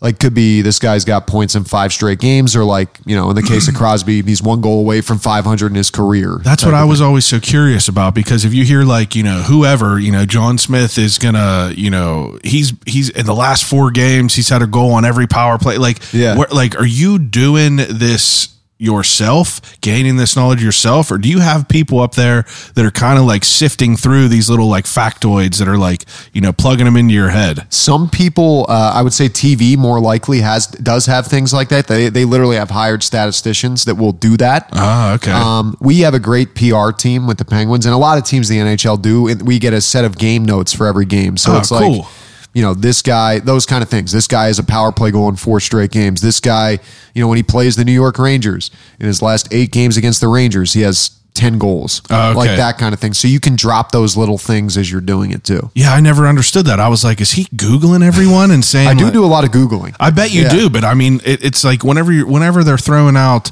and whenever any broadcaster is throwing out any sort of like little fact that you're like, I didn't know that. That's cool. Yeah, it's just it's cool to kind of hear how you like build that up. Like you saying that you write down a couple of little nuggets, so to speak, and little just like facts about them. That's cool to hear about that stuff. Yeah, I do that, and then like I'll have like probably like a 8 or 9 bullet point list of just main spots about a team. Yeah. Like for example, the Penguins play the Rangers tomorrow on Saturday. So like, I'll have like who they played last, what their power play was in that game, what their penalty kill was in that game. Just little things I could be like, if they go on the power play tomorrow against the Penguins, be like, well, last game against Washington, the Rangers went 1 for 4. It's the third straight game they scored a power play goal, or like it snapped the 3-game goalless drought on the power play. Like something so small adds so much more to it. Just adds context. Yeah. Like it's not just a power play, or it's not just a guy skating with the puck. Like, and that, I think that also is fine too, because especially in radio, I feel like if you have too many words, you don't need to have too much, but it's cool to be able to add that in at certain, certain points. Like I'll say something, like Malkin, if he gets the puck in center, I'll be like, oh, Malkin dumps it and he's riding a 5-game point streak into this one, like quick. Yeah. As opposed to like something where you're like, in the 10 times he's played the Rangers over the last 15 years, blah, blah, blah, blah, and then by the time you finish that thought, the puck's at the other end of the ice. Someone else got it. Yeah, right. That's a good point. I never thought about how you approach that. Yeah, and it comes with time and practice. Like you kind of find your spots, and you also don't want to take too much from Phil, because that's the color too. Like he adds that a lot too. So you kind of have to find the yin and yang. Yeah. I don't want to get knocked the out. Color. Yeah. He does add the color. What, so for you to, in the beginning, like, are you making mistakes? Like what happens? Like if you're on TV, like, or not TV, but if you're on the radio, are you making mistakes that people are just, I don't really catch any of them. Yeah. Maybe I'm just not, the untrained eye, I feel like they let things pass through. But if you're like a crazy fan, you might be like, that's not right. Like, do you find yourself messing up ever and just kind of like, smoothing it over? I think you mess up, probably more often than you realize, just in the heat of the moment and talking. Like there'll be times, like for example, last night, Penguins were playing the Devils. Coming into that game, Evgeny Malkin had, I think, 57 or 58 career points against the Devils. I added like one number in front of it. I think it was 68 that I said. I never corrected myself, but I heard it afterwards and I was like, I was wrong. Like wildly wrong. 10 points off is a lot of points. But, no one really said anything. And either Phil was just kind of like, I'll let that go, or he didn't pick up on it either. And then you just kind of ride along with it. There have been times, there was actually a goal last year. I don't know how I messed this up, because one of the first things Mike told me is like, always watch the hand the guy shoots with. That helps you identify them. Like if they're a lefty or a righty, geez. In case, they're flying by, and sometimes you only see the shoulders, so you don't necessarily get to the numbers. So, for example, Mike Matheson is a guy who's a left-hand shot. John Marino is a guy who's a right-hand shot. Last year, John Marino scored a goal. It was on the far side of the ice from our booth, and I called it as Matheson. And I was like, Matheson shoots, he scores, like whatever I said. And like after I look over at Bourque as I'm talking, and he's like, kind of gives me like the eyebrow raise, and I'm like, he scores, John Marino from the right wing circle. Like, just made no sense. Like, if you were listening, you'd be like, Matheson shoots, but John Marino scores from the right. Like, how did that work? But that's kind of, you mess up. You do enough games, you mess up. Yeah. Now, for you to, you were talking about how sometimes people are skating right past you. Do you ever have that period of time? Obviously, it's like a beehive. They're all around everyone. Yeah. Now, do you have times where you just don't know who it is for a minute, and you're just kind of like, providing that commentary and just kind of waiting for a number to peek out? For sure. Yeah. And I think in radio, TV, you have the ability to not identify every player, because like I said, people can see it. I'm not saying it's an easier job, but it becomes more of a less verbal job at times, because people can see it.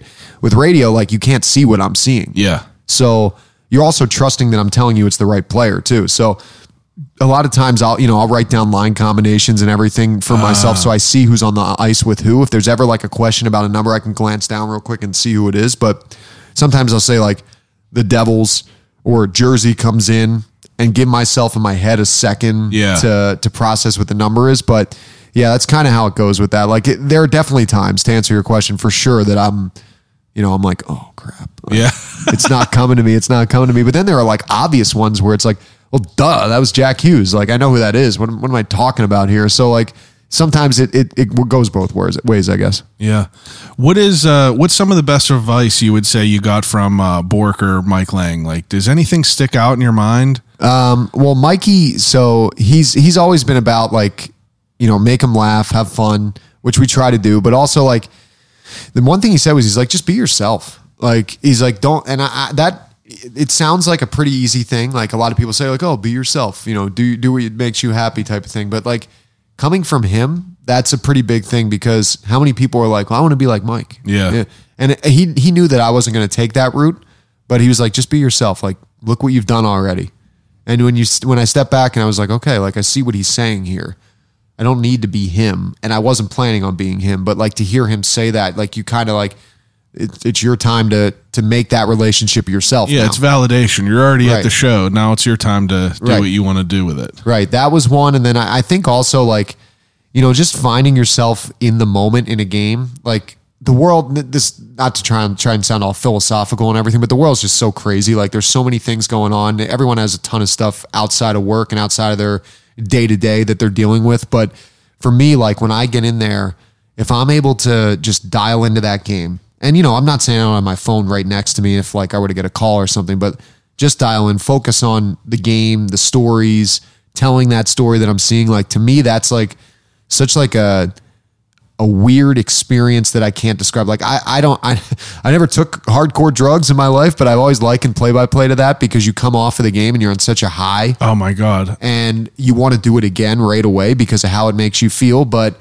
that's, I guess, kind of what I mean by that. Like you're just so in the moment when you're doing it. Like it's just such an addicting feeling to be able to say the process of the game, and it's like an art. It's really cool. Like I love it. I get jazzed whenever I have a great conversation. I'll go upstairs and my wife will just be like, I mean, I guess was it good? Because I'll just be buzzing because like it's like I like yearn for this because it's just fun to be able to like talk and learn about people and just kind of hear, you know, other people's passions. It's like everyone that I'm talking to is talking about something that they are devoting their life to, whether it's, you know, being a chef at D'Anoya's or a beekeeper, a funeral director. It's just like, I become fascinated with why people do what they do and how they get to where they are, because I kind of try to apply those values to my life so I could keep churning away and keep progressing. You know what I mean? It's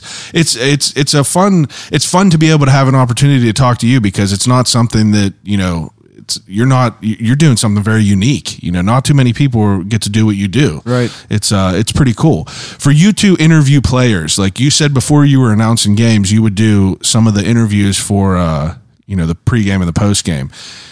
Where do the nerves come into play in the beginning, interviewing hockey players? The way I think about it just from the beginning, I feel like I would have nerves just because I wouldn't want to sound like every other person that's interviewing them. They're asked the same questions over and over and over again. Right. How do you keep it fresh and unique? I never ask a question when I first sit with a player. That's part of what I do. I'll ask them, you know, with the Penguins, you tend to get to know these guys pretty well. So I know a lot about their personal lives and stuff. And that's generally what I lead with, like something that has nothing to do with hockey to open them up a little bit. And, you know, we know each other to begin with, but so that they know I'm not coming in and being like, all right, you're playing the Devils tonight. Like, what's the key to shutting down New Jersey? Like that kind of thing. Like, no, I'll ask them, you know, about how their kids are doing, or, hey, I remember last time you were saying like your dog was having a rough time. Like, how's your dog doing? Like stuff like that, where it just becomes a little bit more personal, because I feel like that opens up the key to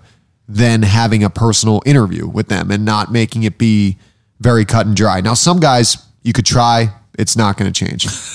There are guys in the past, but there are a lot that are not like that. And some of them are also like just great people in general. Like when you interview them, they get it. They know what I'm doing and they know what I'm there for. And they're not necessarily trying to make it more difficult for me. Like they want it to reflect well on them as well. So yeah, that makes sense. I mean, I guess that's a good way to look at it. They know that you have a job to do, and they're going to make it easy on you if you make it easy on them. And hockey players for the most part are unique with that. Like and the guy myself who's covered, you know, football, basketball, baseball, like there's just something different about hockey players. It's hard to really explain what it is, but it's just more of a personable aspect, I think. I feel like you know, you see all the chaos throughout other sports, big sports, whether it's, you know, domestic stuff, drugs, whatever like that. You don't really see as much of, you know, the headlines for hockey. You might see some trash talk about Brad Marchand, but like other than that, it's just like not anything super crazy. I mean, I'm sure that there's your specific cases, but compared to the rest, it's just different. I mean, hockey players, like you said, they're a little bit different, I feel. They are. And the quick story about Brad Marchand. So that game that you're referencing, that was a wild one. So my wife, I mentioned earlier, big sports fan. She's actually from Boston. Oh, wow. And she's proud of being from Boston, so I have no problem sharing this on here, but she is a Bruins fan. We're trying. I'm really trying to convert her. I have a good friend who's a Bruins fan too, and we go back and forth. So the Penguins going into Boston, they won last year in there. it was the first time in a long time, but there were no fans. But going into Boston has just been a nightmare for Pittsburgh. Yeah. And like I said, I've been doing the road games a while, so I usually see my in-laws while I'm out there. And every time after the game, that was a good one, they smirk. I'm just like, oh, God damn it. Like, this is so annoying. Like, Yeah. I just kind of like, yeah, it was, Bruins won again. Okay. All right, dude, you're being a dead horse. Yeah. I get it. So after this game, I get in the car. I still remember this last game where Marchand got suspended. They had their tail between their legs, and they were like, "Oh, that was bad by Marchand." Eh? I'm like, "Yeah, great game. It was a great game. What are you talking about? It was a great game. Like Penguins finally beat you." Like, so I was just giddy with that one. But I just wanted to share. That's funny. But it's something that our family's just so sports oriented on both sides, like my side and my wife's side, that it's kind of cool to combine Sure, back what and I think, forth. Yeah, but also 3 just great sports cities in Boston, Pittsburgh, and Philly. Like to have that kind of combine is cool. I mean, none of the cities particularly like each other from a sports perspective, but to have the passion on each side That's is interesting pretty to cool. think about. Yeah. All 3 of us. Yeah, right. We're all foes. Yeah, we're all foes and we're combining as one. Yeah, which, I feel that all speaks on, I mean, you could speak on passion, all those, the thing in common, the common denominator with all that is like, Philly fans are passionate. Yep. They're not that good, but they ride it till the end. You know what I mean? The Penguins, their passion. But look at the Pirates fans. Yeah. You know what I mean? What do they really have to cheer about? But they're still there. It's every true. time. They're there. Yeah. And you gotta speak on that. Pittsburgh is built on passion. It is. It's a unique fan base. It's awesome to see, honestly. Okay, so whenever you guys are traveling to other arenas, I'm curious what the day-to-day activities are, because obviously I know the Pens got practice. Yeah. They're going to go and practice. It's like, what's like a day-to-day for you guys? Like, are you hanging out with Phil? Are you guys like, do you feel? I don't want this to have a negative connotation. So, first thing is first. Do you fly on the plane with them? Yes. We do. Okay.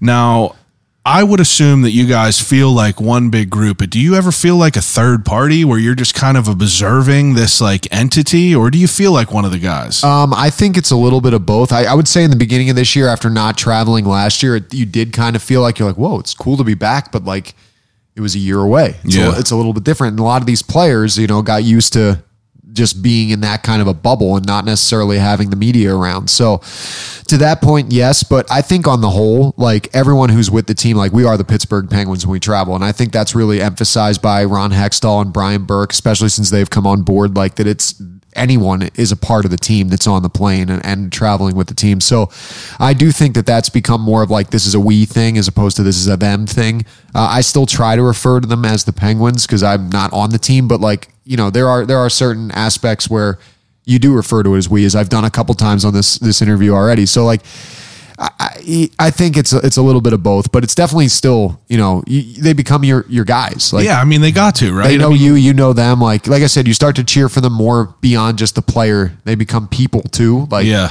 I think that's one thing we're guilty of in sports a lot is we just look at athletes as an athlete and not like realize that they have people with them aside from when they're not at the rink, and human beings, right? That's what you see. You ever squeeze into any of them poker games? I don't have the wallet width. I know, that's what I was going to say. I was like, you're probably in a different class. Yeah, no, I hear sometimes, I don't hear the money amount, but I hear the reactions to some of it, and I'm like, oh, that probably was more than my car. I know, I can't even imagine. Did you watch The Last Dance? I did, yeah. Whenever him and the security guards are throwing the coin against the wall, you're like, Jesus, I can't even fathom. Yeah, and it's just like chump change for. Oh my God!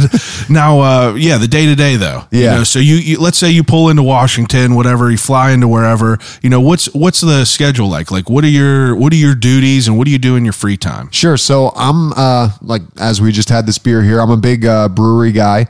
I try to, when I do have free time, I'll like kind of, first thing I do is Google breweries near me. It's like if you would look like the highest rated Google thing for me in the season, aside from players' names, it probably would be breweries near me. So that's something I do. I like to try out a beer or two, maybe get a bite to eat at one of those places. For the most part though, we'll get dinner with our staff. It won't be, the players do their own thing, which is totally understandable. The coaches do their own thing, which obviously is even more understandable. Yeah. But usually, the PR guys, myself, some of the other broadcasters, now that the AT&T crew is going to be back on the road as of this weekend, actually, against Columbus. So Steve Mears and Bob Airy and Dan Potash are good friends of mine. So we'll be, we'll do stuff with them too. And the off air crew that they travel with as well are a couple of good friends of mine too. So, those guys, in a way, they start to become your family because you look at the season, it's like 365 days in a year. I think you spend like 150 something days on the road. Yeah, it's different than, my work, or other people's work. It's Right. like you guys are traveling together. I'm sure that it gets a little bit more familiar than just, that's my buddy at work. Yeah, right. You become friends. And you do things like you're not just associating your relationship with the person with being at the rink. Like you'll get a beer with them. Yeah. You'll rent, scooters and go flying around somewhere like we do in Dallas. What usually. a time. Right. Scooters. Oh man. Blessing those and a things- curse. They're scary. They are. So Dallas is like crazy because they let them go into like traffic. So the first time that we were there with the scooters was like 3 years ago, and I got a scooter and I'm like, I'm gonna go to the rink. It's only like a 10-minute ride, and I'm like coming down the road and I'm like, wait a second. There's like no scooter lane. So all of a sudden some guy flies by me on a scooter and I'm like, do we just go in the street here? Like Texas is wild. So just like floor it to the rink in Texas. We were in California, right on Venice Beach. Oh, yeah. We got scooters there and we rode them down to Santa Monica, which is like a pretty decent ride. That's a good one, yeah. And, we were just on the road and I'm just like, Jesus, like this is just weird. Yeah. And then I actually saw some chick. She bit it hard. Oh. She went over a little My speed worst bump. fear right there. That's what I'm saying. I'm like, we're cruising on these Like 25 miles an hour. I know, and if she went over one of them little speed bumps, it wasn't even anything, but I guess like her wheel turn just slammed. And I'm like, I immediately let off the gas, and I'm just like, Yeah. cruising along a little bit. But I would assume that you guys like hang out together. Do you get a chance to go to sightsee anywhere? Or I try. It depends on where we are and like if we have the time. Like sometimes we come in, an afternoon or late afternoon before a game, and you really just have time to, if you want to go around, you go to dinner or like maybe do whatever you want to do, but you're not going to necessarily do any touristy things or you just don't have time. Sometimes you don't get to the hotel till 5:30 and a lot of things are closing down by that time anyway, in a That's a weekday good at least. point.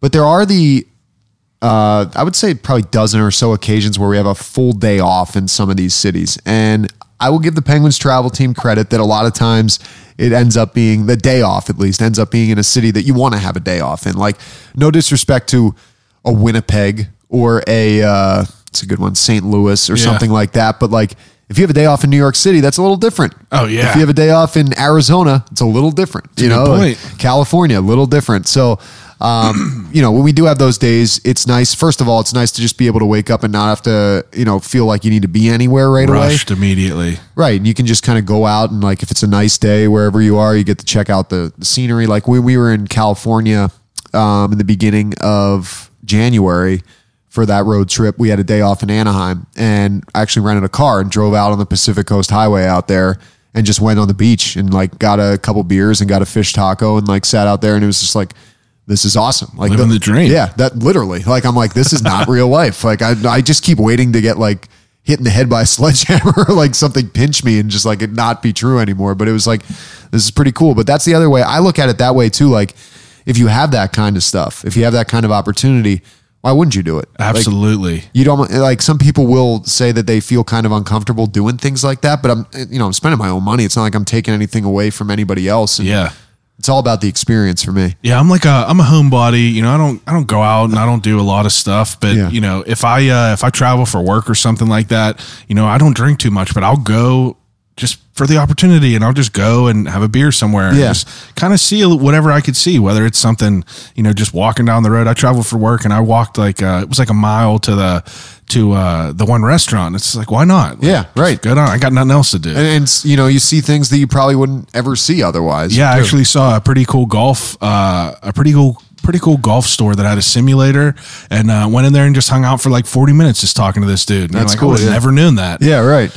Now, I know that traveling as much as you guys do, you probably, have some fun, do some fun things. You hear about people playing pranks on each other, doing things like that. Does that stop at the team? Do you guys ever mess with each other? Do you play any sort of like credit card bill games where you're going to dinner? We might bring that back now. I can't say we had done that in the past before the travel situation changed, but it is funny sometimes. I remember, I think it went on social media. We were in Minnesota. This was like 5 years ago. And Ryan Reeves was on the team then. Oh, yeah. Just a character. Unbelievable guy. And so was Phil Kessel, another character. And Reeves went into Phil's room. He got ahead of the group and somehow worked it out with the hotel. And he wore like one of those scream masks and stood in Phil's room, which I got to be honest, if I were to come into my hotel room and someone was in there with a scream mask, I would Let alone Ryan Reeves? Yeah, I would probably piss myself. And it wouldn't be laughing. I'd be like scared to death. Yeah. So like he opened Phil up as the door and they were filming it in there. And Reeves came out and was just like, rah! And Phil like almost like fainted. I love that idea that there's that amount of fun. Oh yeah, injected into like such like a serious thing, right? Because realistically, we go back to our roots of being kids playing hockey in the street, and just having a good time, and then once you add in all this like these parameters and all these things, it's like you're still a human being. Got to be it's the fun. Entertainment business. It's the entertainment business. At the end of the day, Phil Kessel knew how to entertain people. I'll tell you that. Yes, he did. Okay, so whenever you're in the off season, what happens? Like, what are you doing? Is there preparations? Like what goes on? So I'm full time with the Penguins. So we still have events in the summer, not nearly like we would in the season. There's a couple things here and there that we'll, do with sponsors. We have, some golf outings and stuff like that. I'm not a big golfer. You're not a big golfer? I'm hoping this summer, I've been saying this for the last 3 years. I'm hoping this summer is like my summer that I actually start to like really get into it. I want to get into it. I'm not very good at all, but I love it. I enjoy it. That's what I hope to develop, like a love for it. Are you to the point yet where you could be accurate while you're hitting? Yeah. Occasionally. Yeah. Once you get to that point where you could even get into the range of where you want to hit it, rather than just shanking it completely 90 degrees to the right, that's when the frustration kind of goes and the curiosity takes over. Yeah. And you're like, man, once you hit one good shot, you're just like, oh, that was sweet. Like, I'm going to just keep going. Yeah. Me and Danny always talk about it all the time, but we should get out there and try to play a little bit because I'm terrible. Yeah. And I hate going to play golf with people that I'm bad at golf. Yeah. I don't want to go play golf with very good people. I know that's my other thing is like if I got out, I'd rather play with somebody like we can get out there or like somebody who's not going to just make me look like a fool while I'm out there too. And you have hockey players whenever they're in the off season. It's just golf. It's like they were born with a golf club in their other hand. Yeah, it's unbelievable. And I mean, I'm sure that some of them are just as good at golf. It's pretty crazy. Yeah, I remember Justin Schultz was actually a scratch golfer. Really? When he was here. Yeah, he was unbelievably good. That is ridiculous to hear. Doesn't surprise me though. Right. Okay, so this is a question that someone asked me that I thought was pretty interesting. Okay. Do you anticipate the future of sports broadcasting changing at all? New technology, styles, methods, anything like that? I understand that we talked about radio, but like, is there anything else that you see that's like kind of new that sticks out in your mind that would be cool? I do see there being changes to how broadcasts are done. Like I think you'll traditionally have what's been in place with a play-by-play and a color. I've started to like the idea. At first I was like, this is kind of weird, but then when they've been miking up players and having conversations with them on like Turner and TNT has been doing that this year. That's unique. Like in the middle of a game, to like ask a guy a question. Oh, you're talking about from the booth? They're asking. Yeah, the guy's like mic'd up with an earpiece while he's playing. Wow. And like he'll be on the bench and they'll be like, all right, let's check in with whoever is down at ice level. And so like, I feel like that could be something that really catches on because you got to remember like when NBC first got the rights and they started the Between the Glass with Pierre Maguire. Yeah. That was revolutionary. Like there was no one at ice level before that happened. And then that changed that kind of concept. And now you have, the players getting mic'd, all this kind of stuff. I just think it's, I think that's something for sure. Yeah. I could see some sort of, you're starting to see more streaming. Like, I think, football this year. It's Amazon is the Thursday night game now. It's not going to be on TV anymore. It's like a stream subscription. We know the NHL just got that whole ESPN Plus deal. Yeah. So, I mean, there are definitely signs pointing in that direction. I could see that being the biggest thing, honestly, is streaming, like from a broadcast perspective. That would be such a cool thing to be able to, have a player mic'd up. Those are my favorite. It don't matter if it's a professional sports player. I saw on Reddit the other day, someone had their kid mic'd up on a snowboard. He was 4 years old, and it's this little kid just talking to himself saying, "All right, let's not fall here." And I'm just like, this is like, I would watch hours of this. Yeah, that's great. It just adds something a little bit different. It makes you feel like that you're more into it rather than just being a spectator. You could hear a little bit. That's why podcasts are so good, I feel. I agree. It humanizes everything. Absolutely. Yeah. Okay, so do you who's your favorite player to interview? Ooh. There are a couple. I mean, the easy one would be, are we talking current Penguins? Okay, I'll let you do current Penguins, and then I want to know of anyone that was in the past as well. So current, I really enjoy, actually, this is a weird one. I don't think it would be the first one most people would say, but I enjoy talking to Mike Matheson. He's a really well-spoken guy. Gives you a lot when you talk to him. Marcus Pettersson as well, but obviously you have Sid too, who I just think is tremendous whenever you need to interview him, which for me, I try to stay out of his way because I know he has a lot of external obligations all the time. I don't want to add to his plate internally, but he would be another one up there. As far as the all-time guys, I mean, for me, it's tough to beat Marc-Andre Fleury. Like, just come on now, he was the best. Like, I was there on his return game. Oh, I was just sitting there, just tears rolling down my eyes. I was just like, this is unreal. So when I was in there, when he was at the team, like a lot of times I would, do a quick little interview with him when he was the goalie just to get stuff for our pregame show. And he would sit, like, you'd enter the locker room and his stall was basically straight ahead against the wall facing the exit door to the locker room on the opposite side. And sometimes we'd make eye contact and he'd just be sitting there and he'd kind of like pat the bench. He's like, come here. But it is Fred Jackson with a big pearly white smile and everything. And I'd sit down next to him and like we'd talk for a little bit and then do the interview. And that's the kind of stuff that I like about those guys. Like they were really personable. So I would put him in that department. I put Nick Bonino there too. Just awesome guy. I just saw him when we were in San Jose. Like that's the thing. Like you realize how much these people are just like good people when you haven't seen them for a while. And like I saw him when we were in San Jose after that game. We were out in California and big hug. He's like, "Hey, I heard you had a kid. Like, how you doing?" Like like what? Me? Like, how do you even remember that? You're keeping up with my life. Yeah, right. Like, who'd you hear that from? You even take the moment to let that sit in your brain. Right. That you didn't wash that out. Yeah. Like we haven't seen each other for 2.5, 3 years. And like, it's amazing. It's man. cool. Like, it really is. And that speaks to these guys. Like absolutely that's who they are. So those would be five guys, but especially Bonino and Fleury all time. Like those guys were great.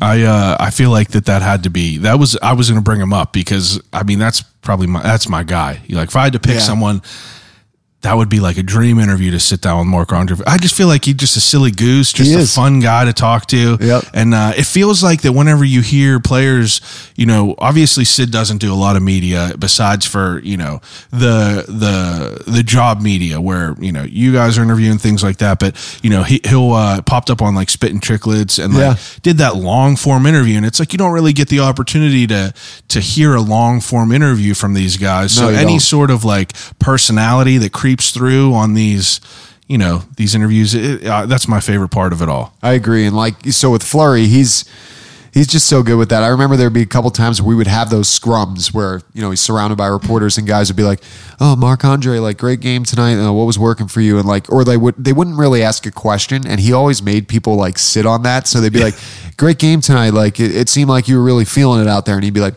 "Thank you." And just stare at them and smile. And they'd be like, "Yeah, it was a great game." And he's like, "Oh, thank you." Yeah, just not elaborating. Yeah, he's like, "Hey, you don't ask me a question. I don't answer." And he wasn't being like a dick either. He's like, it was hilarious. Like, it was so funny to hear that. And then like he would have his moments, but I just remember like he's always smiling. Like you felt like when you were around him, that there was just a positive vibe. And Absolutely. he still has that. Like even with Chicago now, like even when you see him, he's got that smile. He's just a happy guy. Weird to see him in that color. Very weird. Very weird. My boss at work is a Chicago fan, so it's a wild dynamic now because he's obviously a Penguins fan. He's been here since like '92. But before that, he was in Chicago, so it holds a place in his heart. Sure. But once we heard that, he printed out a picture of Fleury in that jersey and shows it to his girlfriend. She's like, all grumbling and stuff like that. But it's cool. What is who would you say? Do you come across anyone where you're starstruck? Where you noticed that you were just like, you just lost all your words. So, I mean, not to sound too biased, but Mario would have that effect. Yeah, I would assume. There have been a couple times where I've been in the office where he's walked in and he just has this kind of aura, even though he's not trying to make it be an aura. Like, it's Mario Lemieux. Oh, yeah. The big man. So he like walks in and you're just kind of like, hey, Mario, how's it going? Hey, Mr. Lemieux, sorry. Yeah. But that's definitely one for me. The other one though, and like this goes back to even before I met my wife, but like, and I know this is a debatable topic in all hockey circles, specifically here in Pittsburgh, but Bobby Orr to me is the greatest player in NHL history. I will die on that hill. That's your guy? He changed the game. Like he was a mobile defenseman before it was a thing. Like Chris Letang doesn't exist without a guy like Bobby Orr. Yeah. Or at least isn't that kind of a player without a guy like Bobby Orr. Like he just had some bad knees that kind of ended his career a little early, but he's an agent now. And we were in Florida, I don't know, however many years ago, I guess 4 years ago now, and he was there watching some of his clients who were playing for the Panthers. I think Aaron Ekblad was one of them, one of the Panthers players.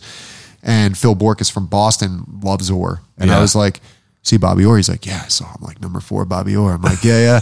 And I was like, I'm going to ask him for a picture. I never do that, but like, I think he's the greatest player ever. And he's like, you're going to ask him for a picture? That's like so frowned upon. I'm like, I don't care. Like, so I like went up at the first intermission, like period ends, headset off, go marching down to the press room. I'm like, Mr. Orr, like, I just want to introduce myself. Like, I do the games for the Penguins and, obviously didn't get a chance to see you play, but I think that you're, one of the greatest players ever. And it'd be an honor if I could take a picture with you. And he's like, sure, let's do it. So like, I still have it on my phone. Like I look like I'm like, I've smiled never so big in my life. And he's just kind of like, it's incredible. Yeah. But like, so that to me, that was one that I was definitely starstruck, but I've been a big believer of like, a lot of people talk about the autograph versus the picture type of thing. If you see a famous person, like I'd always want the picture. Like I think the autograph is cool to have it personalized. Yeah. But the picture to me, like, is the I love is a the picture. Moment, you know what I mean? I love a picture. Print out a picture so you could see it. Yeah, right. It's like, and then maybe get that signed. I mean, oh, I didn't even see those. You probably the autographs are cool too. Yeah, but you're probably wondering why there's an Anaconda movie poster. That's signed by John Voight. You can't even tell. Really? So my buddies got it for me for a birthday. That's awesome. He got and signed by John. Got an Ice Cube too. I know, right? I wish I could have, but it's like you can't even really tell with autographs. Right. But a picture worth 1,000 words. It is, yeah. Okay. I know I've been dragging it on. Let me get to the ending segment of the podcast and I'll get you out of here. Okay. I appreciate you. Appreciate letting me ask you all these questions. I'm appreciating being here. This is absolutely. Fun. Yeah. But this is the best part of the whole episode. All right, let's do it. Ending segment that I do with all my guests is an ending segment called Desert Island Questions. Oh, baby.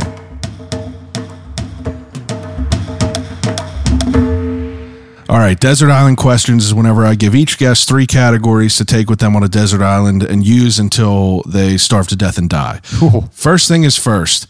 You get to pick 3 movies to take with you on a desert island. Oh, man. 3 movies. Okay. I would say Happy Gilmore. Of course. This is going to make me seem like I'm all up the Adam Sandler alley right now, but Billy Madison. Love it. And then I got to have something that kind of keeps me on edge.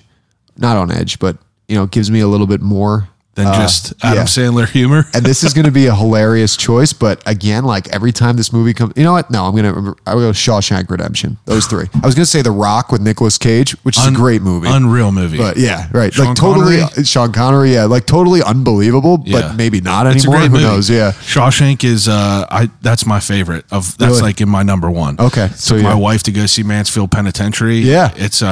It's a sight to see up there. I was going to say, okay, that's that. So you went and you saw it. Oh yeah. That's pretty cool. That's a cool trip. Like if you ever want to take, wife and kids out there, it's, they have we went out to there and did this like haunted house that they did in there, toured the prison, but then right outside there, they have a brewery called Phoenix Brewery. This was probably like 4 or 5 years ago, but it was built in an old funeral home, just opened. We ended up rolling in there, and I'm a talker. So I immediately start talking to this guy, and, oh, we're from Pittsburgh. We're just figured we'd stop in. We just saw that you guys open. Yeah. He took us around, toured us down everywhere where the crematorium is now where they have the big ass tanks. Yeah. It's just like a wild, it's a small trip, out there, but it's not too far. It's fun to see, especially if you're a Shawshank fan. Yeah. Okay. Those are 3 good movies. I have to ask. So the second category that I do is 3 books to take on a desert island, but I have to know your favorite hockey movie of all time instead of that, because I know that there's some great ones. Yep. But do you have some that like stick out to you? Yeah, I think a lot of people, Slapshot's obviously up there. Yeah, like it's just tremendous. I've always liked Mystery Alaska. Yeah, I think that's a great one. Yeah, I think that's a really good movie. Miracle, when it came out, obviously is up there. And I'm a sucker for Mighty Ducks. I mean, who isn't, right? I still, I worked into a call a couple nights ago, Knuckle Puck, which was the first time I was able to say that, because it literally was.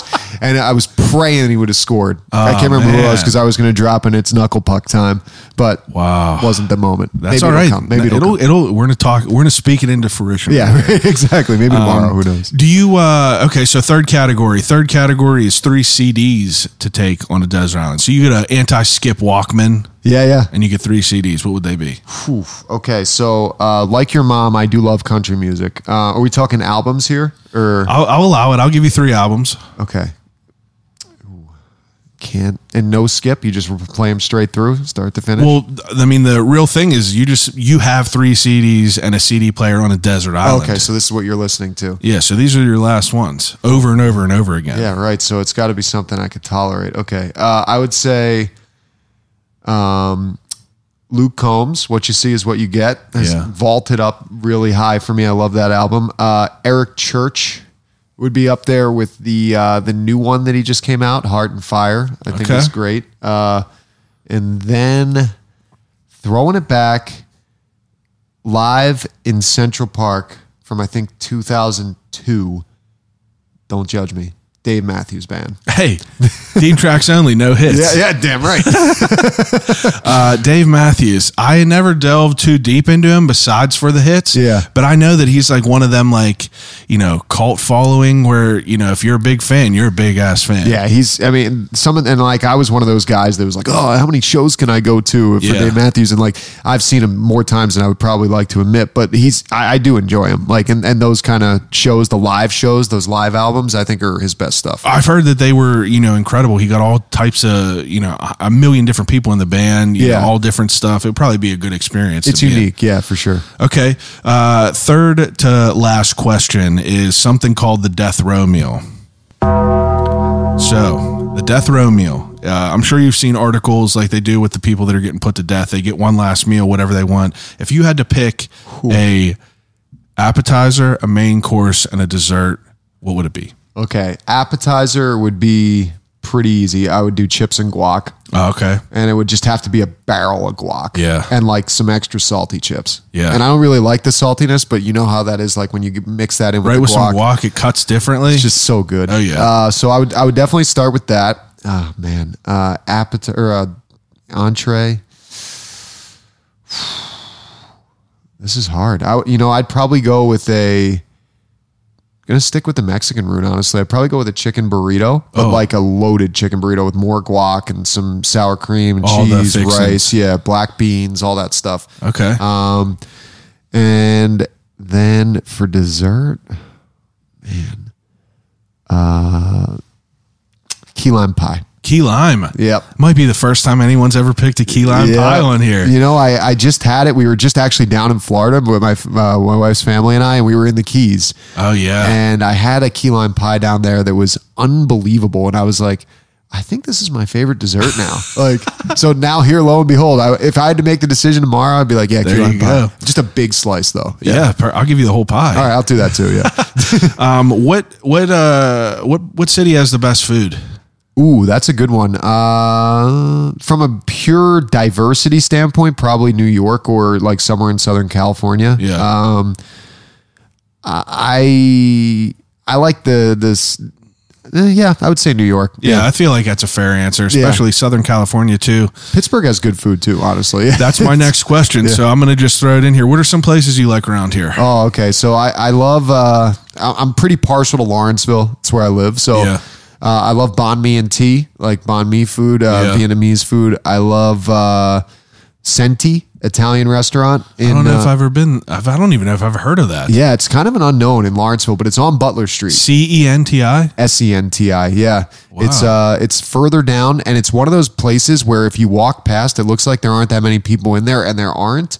But their food is unbelievable. It's a sleeper. Yeah, those so are the good. best types of places. So good. Yeah. So I would say those two. Umami is a sushi place. I have not been there yet, but I've been hearing a lot of things. Really good. I have a reservation for Gaijin. Are you a sushi guy? Yeah. Is that the one downtown now? That's the one that you need 2.5 months ahead of time. I booked it, the beginning of January, and my reservation is until the end of March. Holy. It's wow. pretty crazy. Yeah, that's nuts. I know. And I was hearing so much about it. I'm like, I got to try it if everyone's telling me about it. But right. I like, we don't have kids. Me and my wife, I've been making it a point to do one big dinner a month and one, kind of like a date event type thing. Yeah. First month I took her to like a bouquet class. This month That's we're cool. going to be doing. Yeah, I'm trying to do. Yeah. Why not? Mix it up, right? Mix it up. But I'm gonna have to hit that place up. Yeah, Senti. Umami. I've never heard and about Senti. it. Yeah, Senti's really good. It's amazing how many people I've spoke to that mention restaurants that I still feel like that I've never heard of. That's the beauty, I think, of Pittsburgh. Like, there are a lot of times where my family will come in, or my wife's family, and they're like, oh, let's go to like that place we were at last time. I'm like, that's great, but like, why don't we try another one? Like, there's so many awesome places. Like, I just went lucky. to my buddy that I interviewed on here, Kevin Drobish. He was a funeral director. Okay. He is a funeral director. I hit him up. I was like, let's get some lunch. He was like, why don't we go to Fatheads? I was like, I got nothing against Fatheads, but like, let's do something that we ain't never done. Right. And I've been hearing for years the Birmingham Bridge Tavern. Really? Have you been there? No, I thought you were going to say Bigham Tavern. But No. Birmingham Bridge, yeah. I know everyone gets it confused. Yeah. It's at the end of South Side, right near Get Go on the back road. Yeah, I know they where that got is. incredible beer selection, and I'm not a big beer guy, but he is, and he's saying it, so I'm regurgitating what he's saying. Okay. But great food down there. But I mean, why not go to different places around? Yeah, here? right. You been to Streets on Carson? I have, yeah. Oh, can't beat that. No, that's a I'm good throwing spot. a party on March 24th. If you ain't got nothing going on or a Penguin game going on, I'm throwing an episode 200 party. So feel free to bring the wife though. Okay, I might actually have to look. I know we play on the 23rd, but I don't know about the 24th. So if it's meant to be, it'll be meant to be. Yeah. Okay, so the second to last question is: if you are going on the road, you get to go to a gas station, pick a snack. Last snack you ever eat, what would it be? Oh man, these are tough. Last snack I'd ever eat at a gas station. It's weird because I feel like I would pick something that I would normally get, but I almost feel like I should pick something that I wouldn't normally get. Well, what's your normal like road snack? Do you have one? Like from a gas station, I'd probably get like, one of those bags of like the popcorn, I'd probably get like, something like that. Maybe Twizzlers. I like Twizzlers. Yeah. Jesus, that's the first time I think someone's ever said I'm just changing the game here. But I would say, my crutch and my obsession, like candy wise, would be Twix. So I'd probably just get Twix. That's honestly. a slept-on hitter. That's a slept-on hitter. And a frozen Twix even? Yeah, that's what I was going to say. So, oh my God. So when we went to Canada, Canadian chocolate just hits different. Yeah. It's true. So I got like 2 Twix and a Nestle Crunch, and I put them in my freezer right when I got home. And a couple nights ago, I was like, you know what? I'm going to chop this up, put it over some ice cream, just frozen Twix. I'm like, this is so good. Yeah, that's unreal. Yeah. That's a good answer. Yeah. Last question that I ask everyone. If you could have a conversation with anyone alive or dead, who would it be and why? I will allow you to choose a loved one if you want, but I feel like that's an assumed question. If someone has a parent that passed away or something, obviously you're going to want to talk to them. But if you have no ties to this person and it was anyone that you could pick, who would it be? Anybody that I could pick. This is going to be kind of a bizarre one. Maybe no one's answered this before, but I kind of love some of the historical stuff. And Abraham Lincoln has always been someone for me. That would be a great one. Yeah. Surprisingly, that is not The first time? That's not the first time. Okay. I've had people say everything from Randy Marsh from South Park to, people that are even, you even have like Democrats saying, I want to talk to Trump. Yeah. And, you get some pretty interesting answers. Yeah. But Trump would be interesting, actually. Yeah, that's someone I'd like to talk to, but Lincoln for sure. Lincoln would be a little bit better. He'd be interesting, yeah. I've been actually meaning to watch the Daniel Day-Lewis movie good. of that. That's what everyone... He's really good in it. He's good in everything he's Sally Field. ever done. Yeah. But I've for some reason, I've heard about it more often in the last few months, randomly in different podcasts. And I was like, I guess I have to watch it. Yeah. Are you a movie guy? No, not really. But that one I have seen. TV? Are you a TV guy? TV, like in the sense of Netflix and Yeah. watching live sports, but not. There weren't. The last show TV show that I really watched religiously was How I Met Your Mother. Oh wow. So it's been, and I watched The Office, but mainly through Netflix. But right now it's like Ozark. Heavy into. Did you finish it? I did finish it. And I'm waiting for that second. Goodness. Part. Man, I gotta say, I don't want to. Can I say something? I don't want to spoil anything. Yeah. For Hey, there's a spoiler alert. If you're just don't listen. Fast forward. Yeah, if you're watching Ozark right now, don't. And they're like, I hated Wyatt from the very beginning. Oh my god! But then I was like, oh no, he's like saddling up with her. Like this is not going to end well. And You then knew it wasn't going to end well. Javier comes in there, like these two are not leaving the house alive. The kid literally looks like a full-grown mosquito. He does. If a mosquito was a human being, that's what he looks like. But at the end there, I was sad that he died because not really because of him. He didn't really add anything to the show. No. But I liked the chaos that Darlene brought in. I did, and then you hear the baby screaming. I know. You're just like, what is going on? Yeah, and then why am I blanking right now? Ruth goes in and the baby's still screaming. I'm like, who's taking care of the baby here? Just leave Zeke. What a crazy show. Yeah, right. Then the final episodes are coming out the end of April now. I saw that they were shooting them and they had to take a break, I guess, because it got so intense. That's what I was reading about. Yeah. I get anxiety the entire time watching that. It's crazy. Right.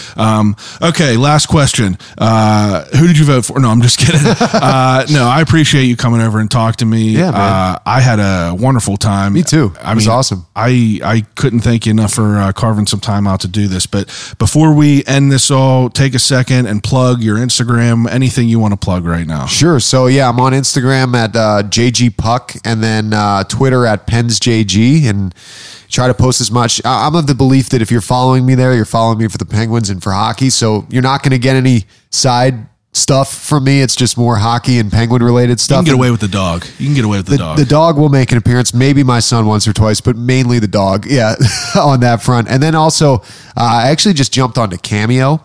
Oh, yeah. And I was hesitant to do it, but I worked out something with them where I do a bike ride every summer that raises money for cancer research and treatment in Massachusetts, back with my wife's family. And they were able to make it set up that anyone who requests a cameo from me, the money goes directly towards the fundraising for that. So if you want me to record something for you, even if it's something goofy, I have no limits because I know it's all going towards my fundraising. So look me up on there and book away, and I'm happy to do whatever you want. So hell yeah. Everyone else that's listening, I appreciate it as usual. Each and every week, we got good guests talking about cool stuff that's going on in the city. Episode 200 party will be March 24th. Absolutely free to you, no cost. Come on down, buy your own drinks. I got the food and I got all the other good stuff that's going to be there. But I'd love to see you. It's 200 episodes is a big deal. But if you got some time, carve it out and come on down. March 24th from 6 until ? I already took off the next day because I am not going to go to work. But I appreciate everyone listening, and I'll call you right back.